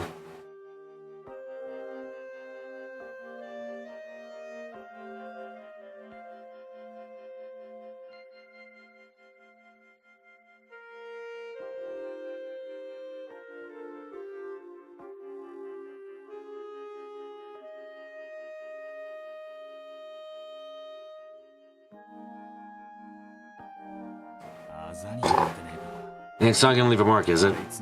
Talk about merciless. Well, they could have hung themselves in advance. As Battle discovered, the noose only looked like they were real, and in reality was a fake setup. Oh, you're right, actually. I just realized. You're right. The nooses were loose. Like, they weren't... That's right. You're good catch there, Victor. The nooses were in such a way where they weren't tall enough to, like, actually kill them, I remember now. Or they weren't short enough. So that means... so it makes sense that Beatrice arranged for Kumasawa and go to hang themselves so he could be seen from the outside and then shot them. Yeah, that makes sense. I don't quite understand why Beatrice would kill Maria, to be frank. That's a very extreme thing for Beatrice to do in every situation.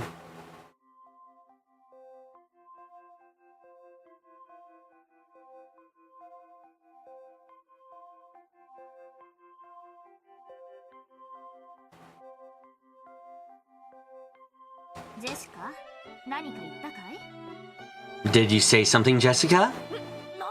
Of course not. I've already learned my lesson today, okay?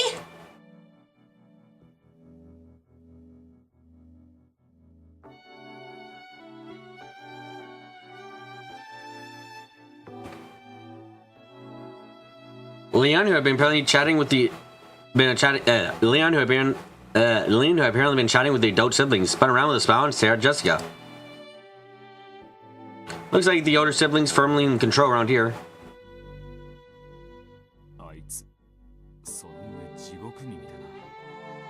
Those are some sharp ears.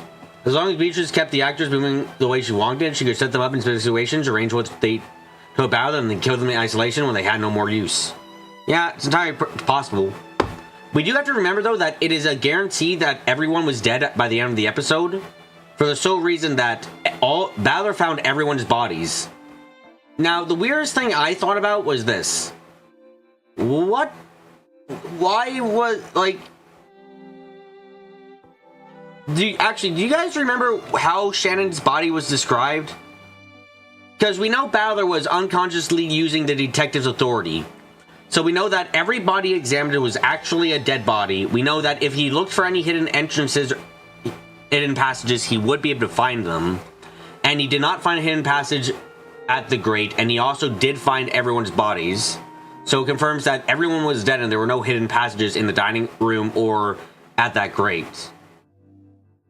Which, it just brings the question, a reminder, what state Shannon's body was in, because she was dead. And if she was dead, then everyone was dead, too.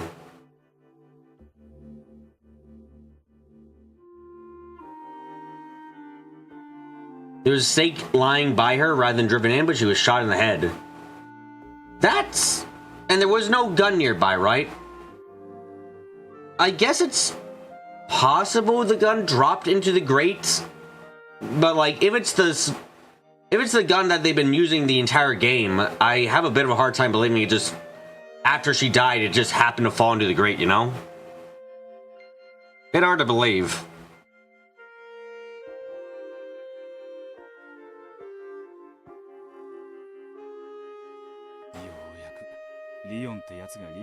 I think I finally get this Leon person.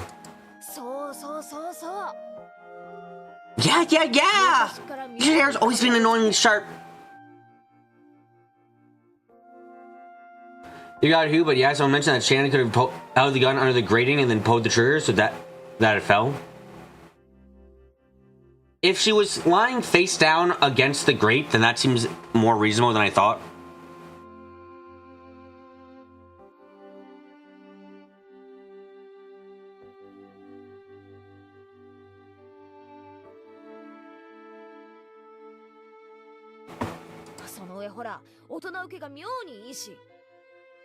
Not to mention the favorite of other adults. Who's compared against this kid at home and at school? She was face up on the ground. Well.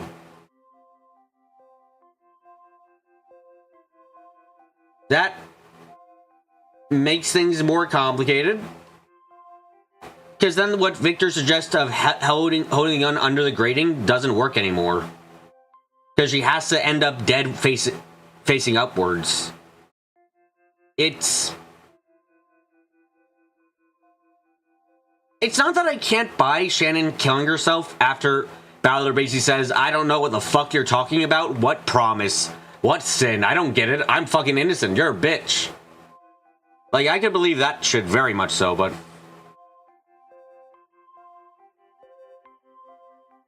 She was close enough that she could have pulled the trigger and fallen back from the grating. That was a lot of recoil and a powerful hit. It feels like it leaves a lot up to luck in that case.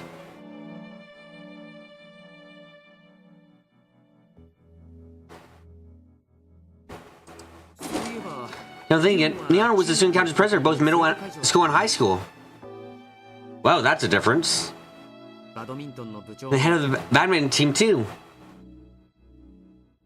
Isn't a lot of what Beatrice does up to luck? Honestly, it's not. Usually, it's not the most luck. It's usually there's a decent amount of luck, but it's usually like not. I feel like that's the luckiest that she can get is, yeah, what Digger's saying. He's like, yeah, it's luck that George can immediately rush into the shed, but it's not really. It's not the fact of leaving so many things that happen so perfectly after she died seems a bit eyebrow raising. Like, I'm not sure if she could do that. Like the host saying messages bottles in the ocean. I don't know if she ever expected those to be found by anyone, honestly, still. Maybe she did, maybe she didn't. Don't know. And I still don't know why she wrote them as Maria Ushiromiya. I just remembered that mystery. Or did I come to a conclusion? I can't remember.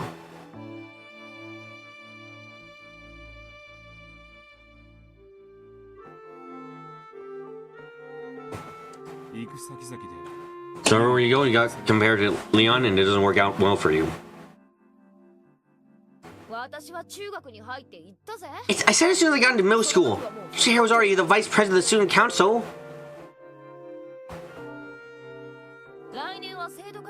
I said, if you're planning on becoming council president next year, then just put more pressure on me, so stop it.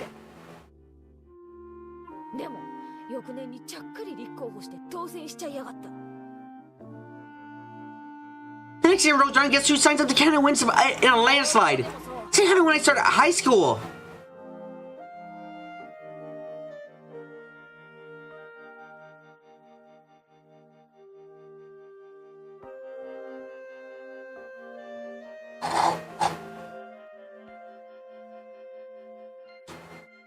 I said, please give rest this time, but at that point, my future was already the vice president.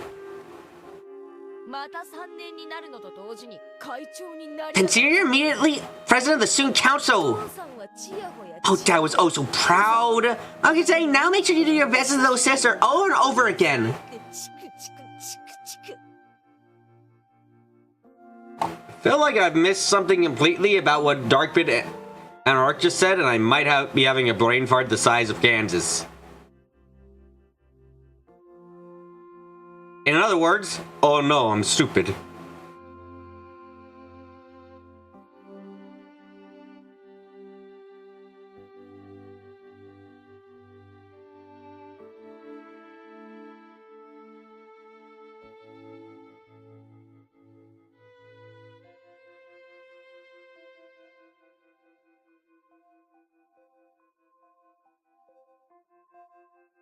Land of the Golden Witch was the unreleased version of episode 3 that Rikushi wrote. Making joke of that was the thought that there were ones that were a lot better that were never found. Oh, I see. And accident. So that's hilarious. So Darkbit tries making a joke. Ark's like, actually, that's an actual thing in the community. Darkbit goes, the fuck? That's a funny thing to see happen.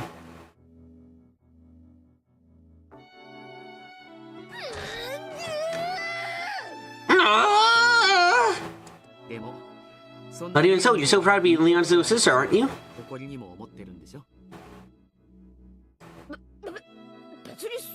It's not like I never thought about.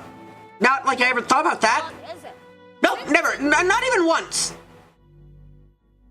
上が完璧だと It'd be tough to be compared against against perfection. だが他人は他人お前はお前だ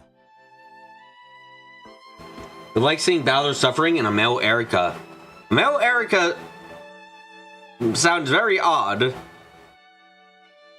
Incredibly odd. I have a hard time imagining that just because I'm thinking about other, like, how can you be that smug little brat, though?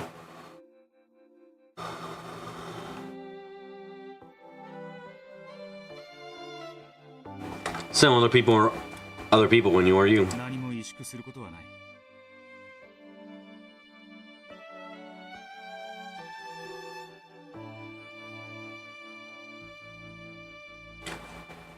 There's no need to feel dwarfed. お前のしたいように精一杯好きにしたらいい There's gonna be a secondary detective character that would be giving Balor trash theories and stuff to misdirect him.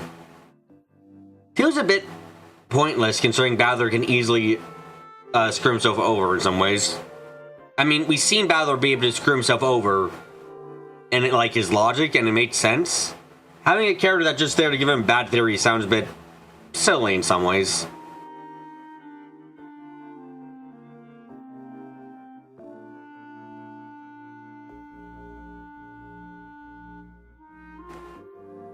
Yeah, Balor is perfectly capable of having trash theories and is directing himself. Yeah.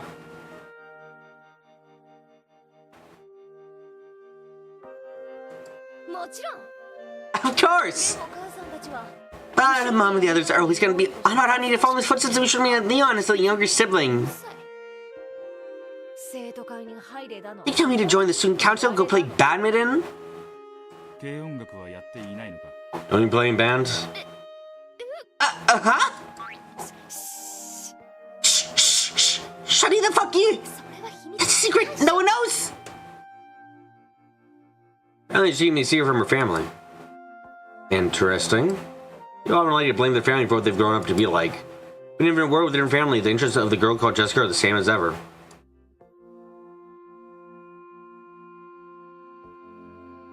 It's admirable that she has such a true and consistent interest in something.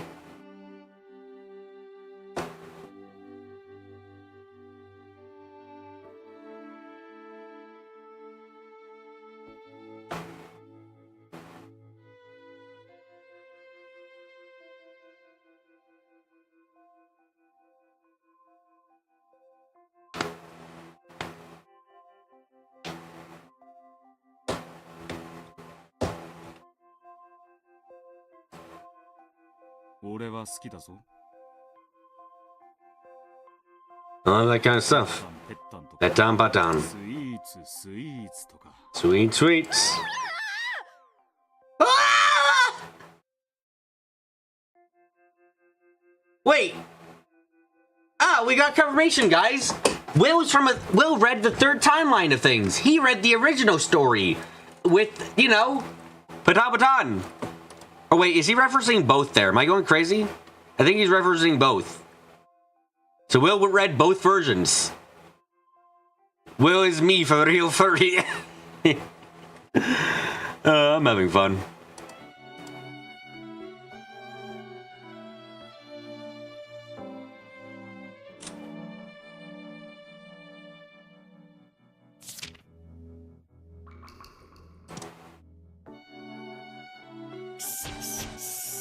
Shut the fuck up,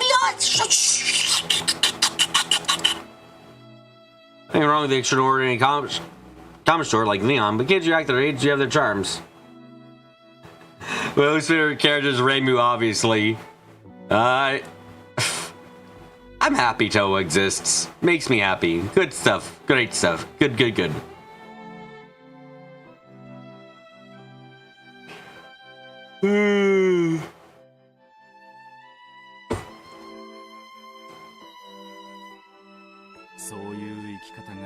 That's the best way to go through life. Enjoy your youth to the fullest.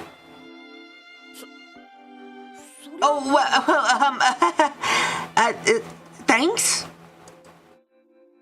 Barry, no one ever told Jessica that they proved how she lived. The way Will had the direct way Will had put it made her turn red and hang her head in embarrassment. 今度はお前たちに話が聞きたい。 I want to ask you now. さっきマリアちゃんとしていた I saying you just asked Maria-chan? そうだ。 Yeah. ベアトリーチェに Tell me everything you know about 知ってい Beatrice. ることを聞きたい。マリアちゃんはオカルトや魔女の Well, you can see how much Maria-chan likes witches in the occult.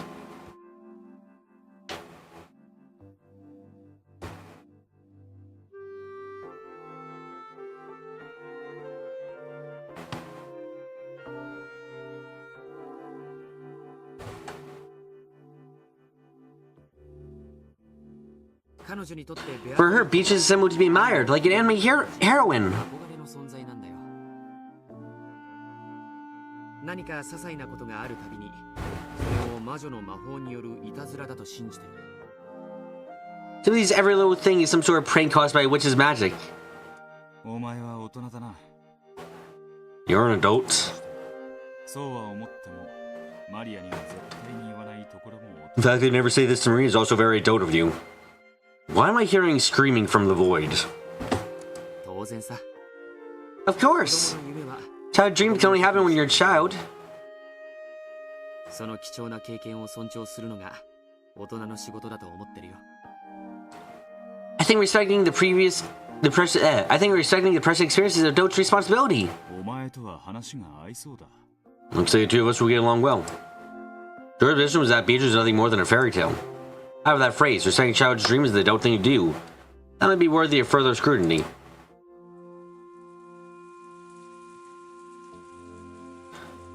When she got a candy from Beatrice by magic, Maria probably got excited and told George and the others. Then the adults followed his lead and positively went along with her story as adults should. However, there could be other ways this sort of reaction could occur, other than as an adult's response to a child's claims. For example, it could be an inferior's response to the claims of their superior. Kinzo, tyrant of the Umineko family, claimed that Beatrice existed and never revived. Perhaps the other members of the family positively go along with the story, as his inferiors should. But Beatrice only appeared directly in front of a limited number of people. But I say to say that the concept of her existence penetrate deeply within the Umineko family, even among those who had never seen her.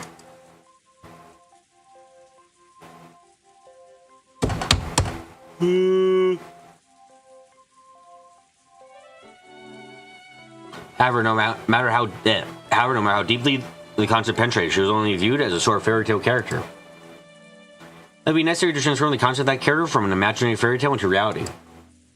So a person intending to do this would need to perform something that could only conceivably be done by magic. That something was a series of witch incidents that started with a nighttime window opening pranks played by Beto the Elder. And ultimately escalated to the locked room murder. Ah yes, the natural conclusion of witches. Little bit of pranks, then murders, of course. Why does it sound like we're talking about the Fae more than we're talking about witches?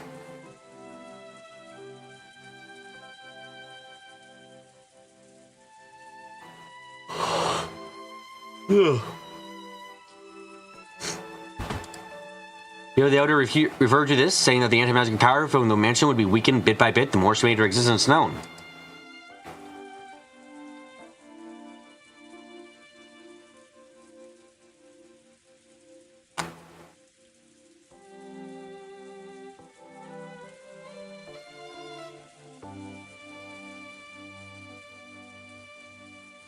Thanks, Umineko. You're forever going to associate witches with locked room murders. Awesome. Yeah, we've got that permanently ingrained concept now.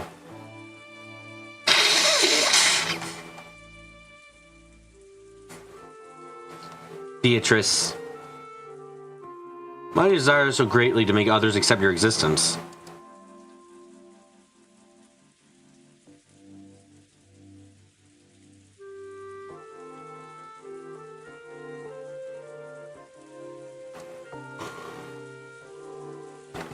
Imaginary becomes the truth if everyone accepts it? Does that moment that being called Beatrice being acknowledged and will become human?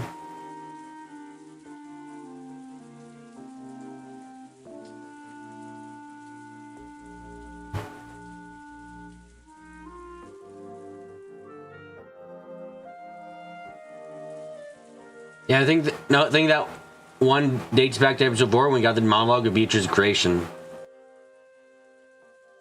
Yep. In that case, before Beatrice acknowledges right people, she's less than human. She's furniture. Why would furniture want to become human? Feels like this was the theme of the previous game. They want to gain the right. Furniture cannot. So they try to become human for the right to. Really, it's quite simple. It's right connected to the reason the chick Beetle was burned in the first place.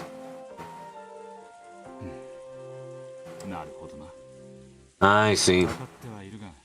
I do understand, but it's complicated. I can't ignore the heart. I feel bad for saying this at Beatrice's funeral. But to be told, I don't know enough about Beatrice to explain her.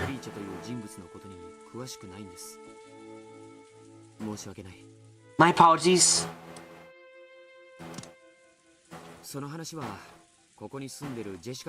As far as that goes, Jessica-chan does live here, so she might know a little more than I do. So much have you introduced yourself to this gentleman yet, Jessica-chan?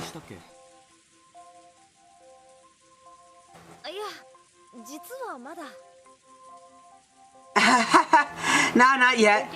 This isn't going out pinching me with bucks. I didn't have the chance yet. You know.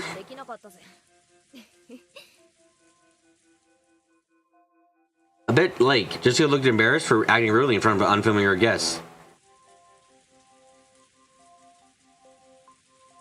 She cleared her throat and made a beautiful bow that didn't fit well with her normal attitude.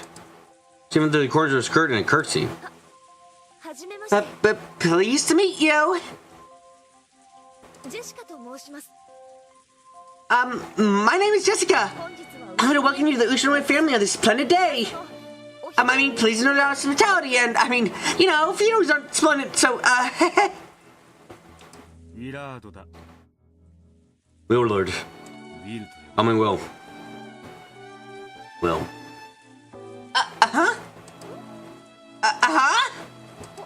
What? This greeting had been the old-fashioned sorts. So Will also treated her like an old-fashioned lady. He bent down on one knee to shake his right hand and kiss the back of it.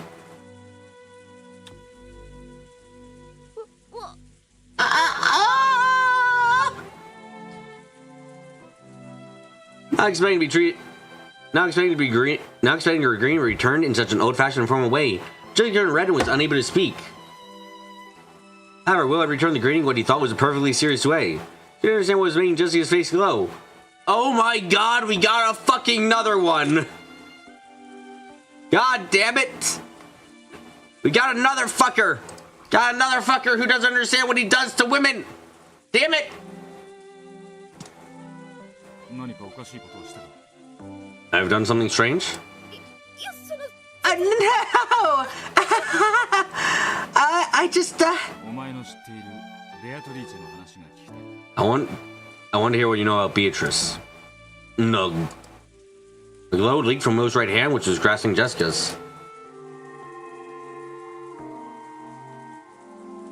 Looks like the theory-going power is having its effect on Jessica. Didn't mean for that to happen. Oh well. Beatrice, is it? Well, I can't tell you. Will you promise me something? Promise you won't laugh. It sounds more than a little bit crazy.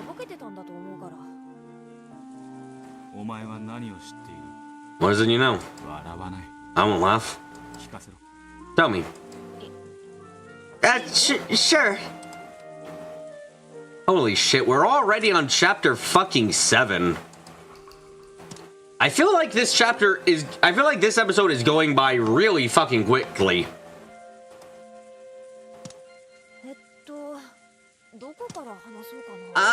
Where do I start?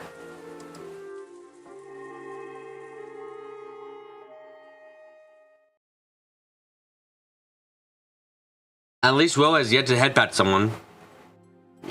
Good, I guess.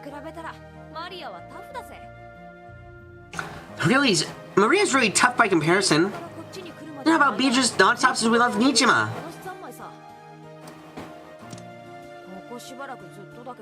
Don't you think she's taking this a little too far? いいんじゃないかな。 It's not bad, right?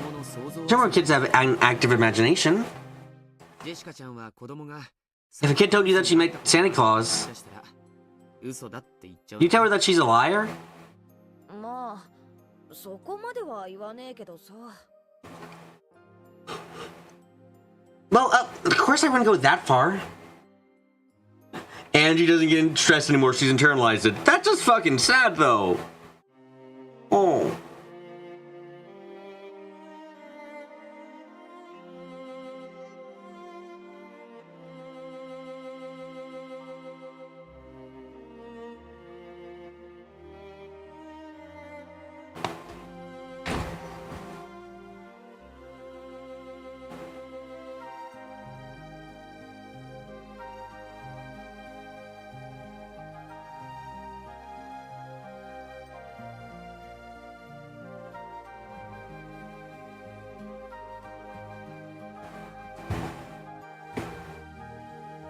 Murray kept talking to the portrait as though he was an old friend. Let me go get a drink again. Sorry, this won't take long at all. Drinking time, get my drinks in drinking time.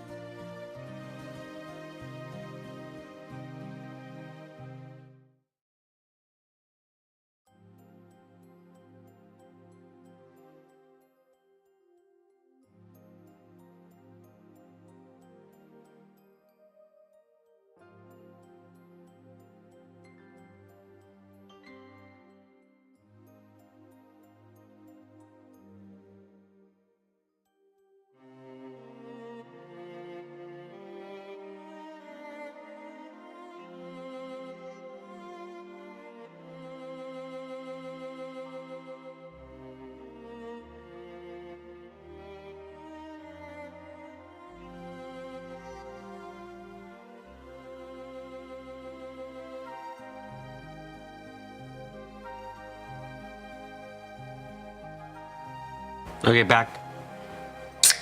Mary kept talking to the portrait as though it was an old friend.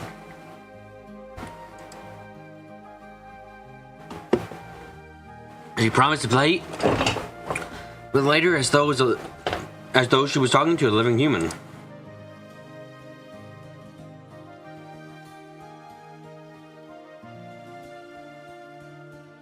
George and Man seemed to think that this favor from a young member of the opposite sex was cute. But to be perfectly frank, Jessica was the same sex as Maria, found this day really unpleasant regardless of Maria's age. At one time, even I was fascinated by anime heroines and other fictional characters. However, Maria's behavior seems to signify something more direct than mere fascination. It's something much more definite and more vivid.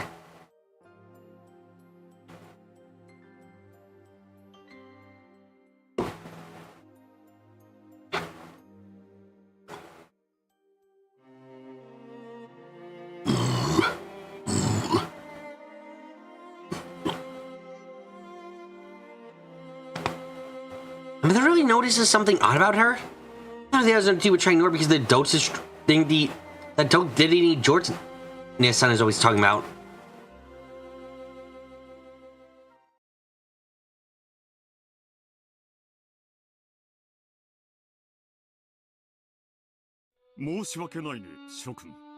My apologies, everyone. Ed is quite busy with his noble research.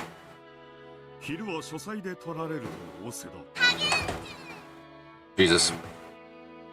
He wishes to eat his lunch in his study today. See, a second ago, Kinzo's children were complaining that eating lunch with their father would give them indigestion. But now that they knew he wasn't coming, they started grumbling on how he should at least spare the time to come down to the annual family conferences.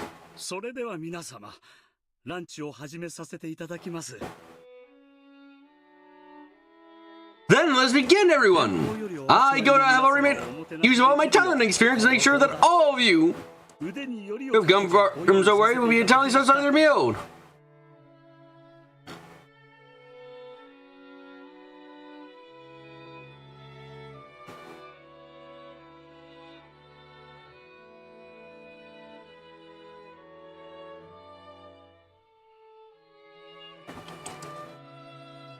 No one's stomach would fail to rumble after hearing that from the great chef Goda.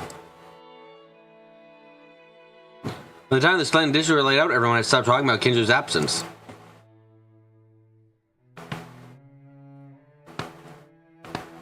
It's now Angie's absence that was being discussed. Apparently her stomach had gotten so bad that neither she nor Kirie could make it to lunch.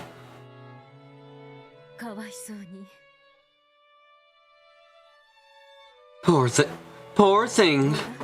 Goda. Make sure you talk to Kirie-san later and have some porridge made.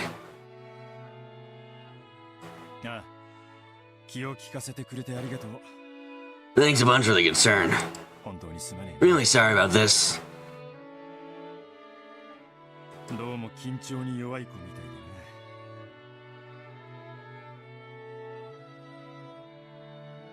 She seems just can't handle too much stress.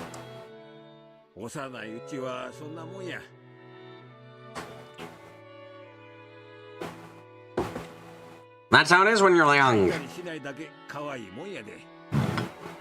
Not cute, at least when they're not regurgitating. George used to do the same thing all the time.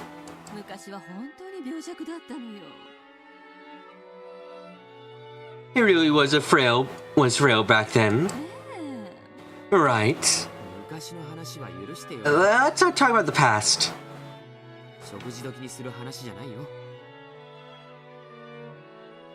It's not exactly no time topic. Ew. Poor Angie.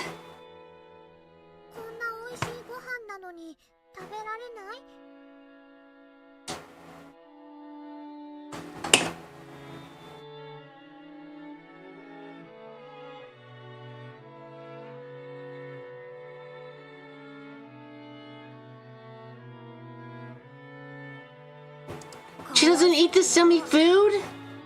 Yeah, poor girl. Maybe should we play with her lots when she gets better? You can't! She can't play with me! What are you talking about? Oh, this is after Maria was like, fuck you, child, go away. Why? Because I'm gonna play with Beatrice, of course. So I can't play with Angie.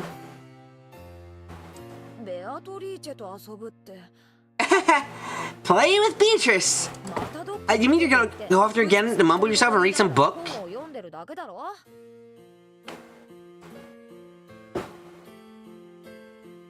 Jessica slightly regretted that she hadn't been more tactful. However, she couldn't wipe away that uncomfortable feeling she got every time Maria talked about Beatrice.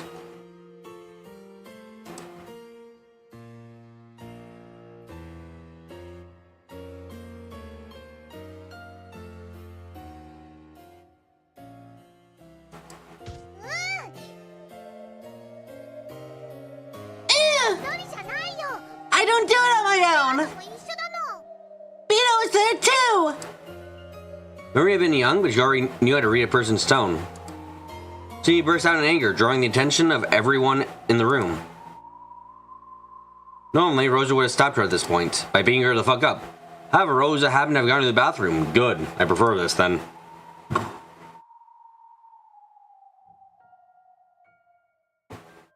So, there was no one to calm Maria down.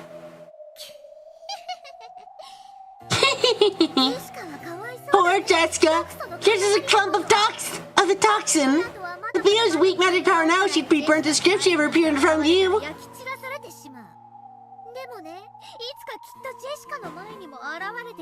But she'll appear before you eventually. Yep, in front of everyone else too. And then the door to the Donut Land will open. Oh, I guess we're past the point where... yes, we're at that point in Maria's life, aka the shitty point. What? That's most of her life? Damn, I didn't realize that. But who knows if you'll be invited? Of course, you take me there to the Donut Land.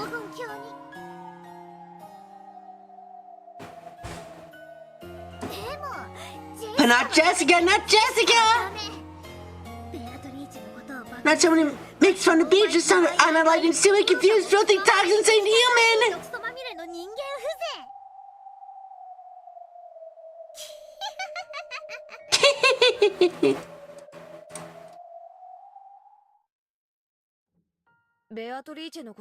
When someone makes fun of Beatrice, it's like Maria becomes a totally different person.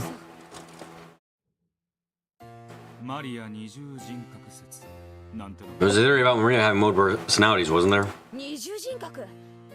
Multiple personalities? Yeah, that probably perfectly describes it. Maybe that was Maria's idea of her ideal personality.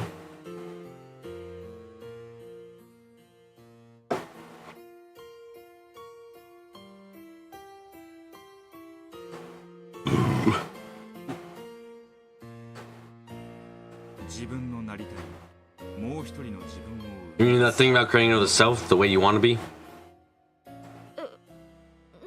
Huh? How do you know my motto? Don't think too hard on it. Or just get a headache.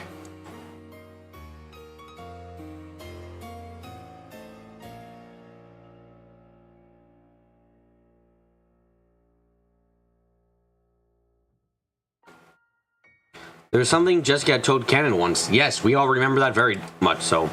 She talked about how anyone can create another self that they can grow to really like. I think we heard those words somewhere near the beginning of the second game. Now that I think about it, some very interesting topics have been talked about since very early on. Abso-fucking-lutely true.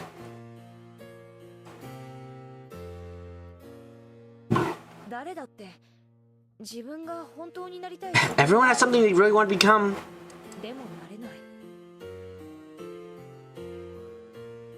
But they never do. The things on their everyday life are what make them who they are today.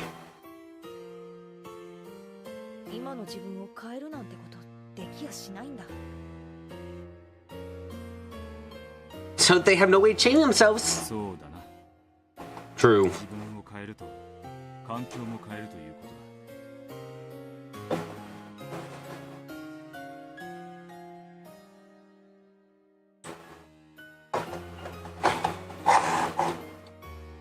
Changing yourself means changing your environment. That's not easy to do.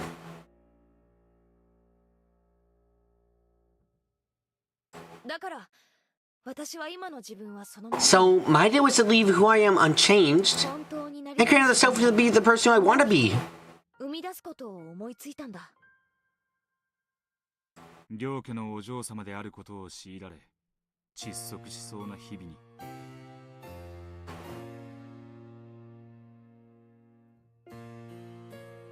You felt suffocated, forced to live the life of a rich family's daughter. You thought about stuff that you wanted to be.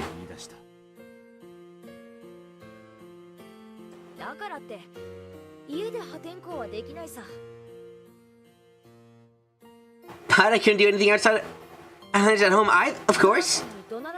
I thought about having mom yell at me all the time.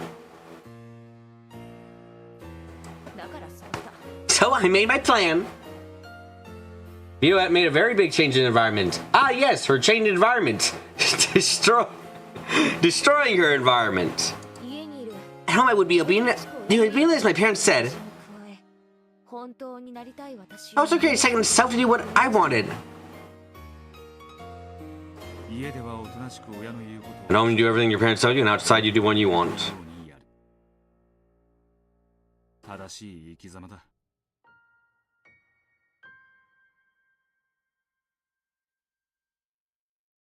That's a good way to live.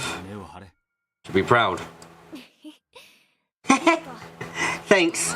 And well, if there's something you really want to be, you should really work for it. This isn't you think.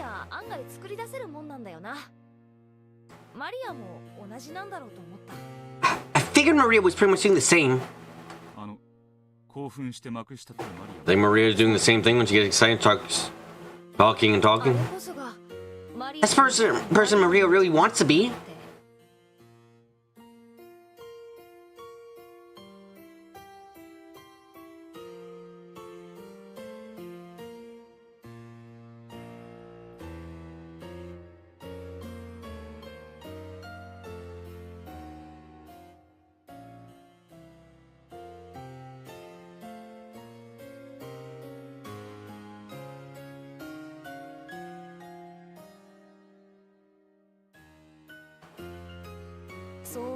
It's how I think of it sometimes.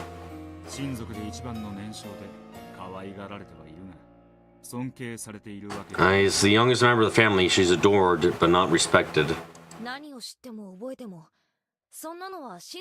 Every time she learns something, there's always someone in the family who already knows it. So she doesn't get to show off her knowledge about anything. Just something who wants to know, trying to smile and praise her.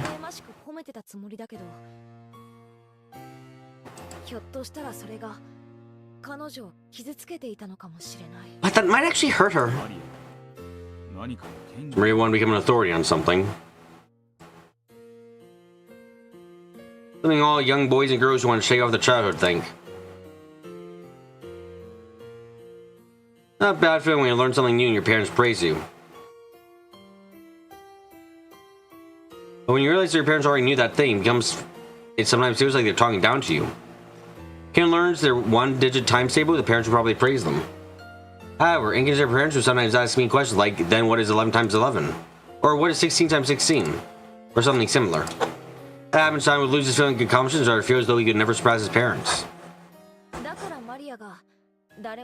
So it's easy to guess that Maria got interested in a code.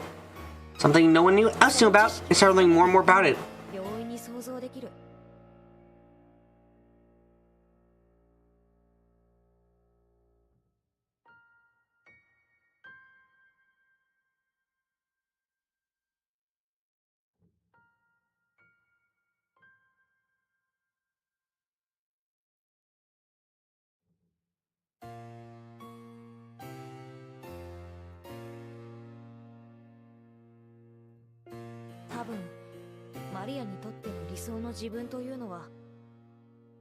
I think the person Maria wants to be is not learning the code to respect by everyone.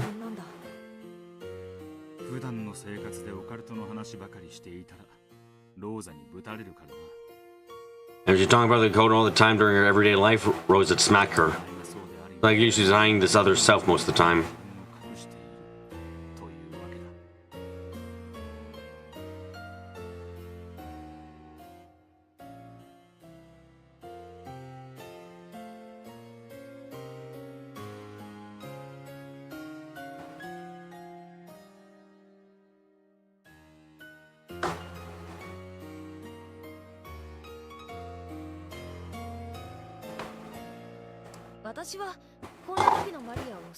That's what I think she's doing at times like this. Maybe I should this her real self something through tracks to cover up her normal self.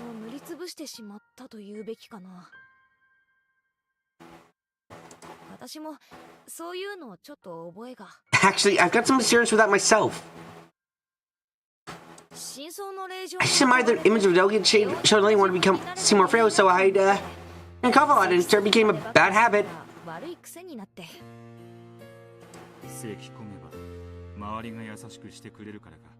Is everyone be nice to you? You start having a coughing fit. Also, are you saying that your fucking asthma's fake? No, whenever the conversation to something I didn't like her, so then you feel uncomfortable, I would do it, change the subject. I see. Your asthma's fucking fake? I'm sorry. What?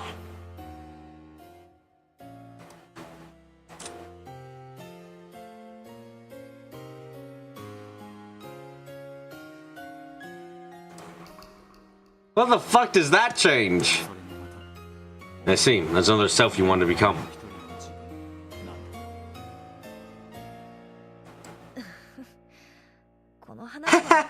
I appreciate you didn't tell anyone about that.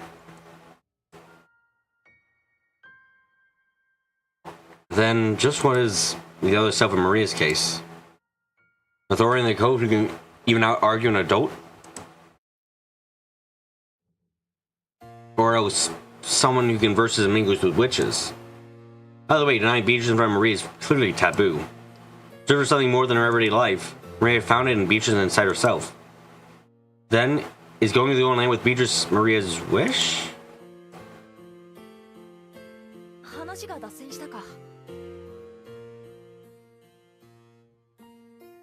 Looks like we got off tracks. Anyway, Maria kept up the tantrum until Auntie Rosa got back. It's my fault too, arguing back when I should have let her be. And you said there was no way Beatrice could exist? Something like that.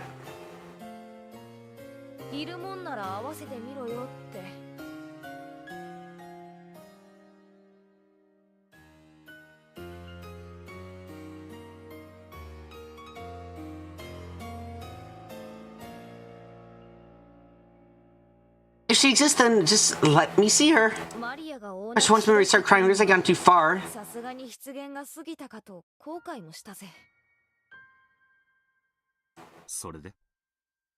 And then? And at the end of the camera couch, there's only one still upset.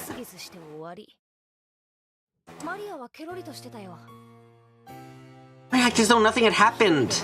She went off somewhere on her own and came back telling how she could play with Beatrice again.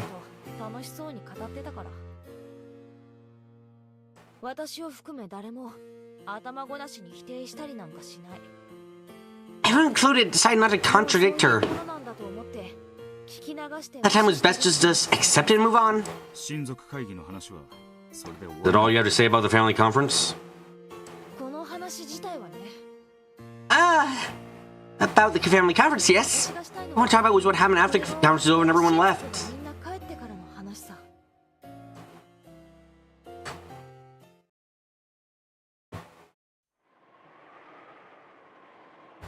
This doesn't seem to have a good time to end it, so I'm gonna stop it here. Also, wait, what does that mean for episode 2?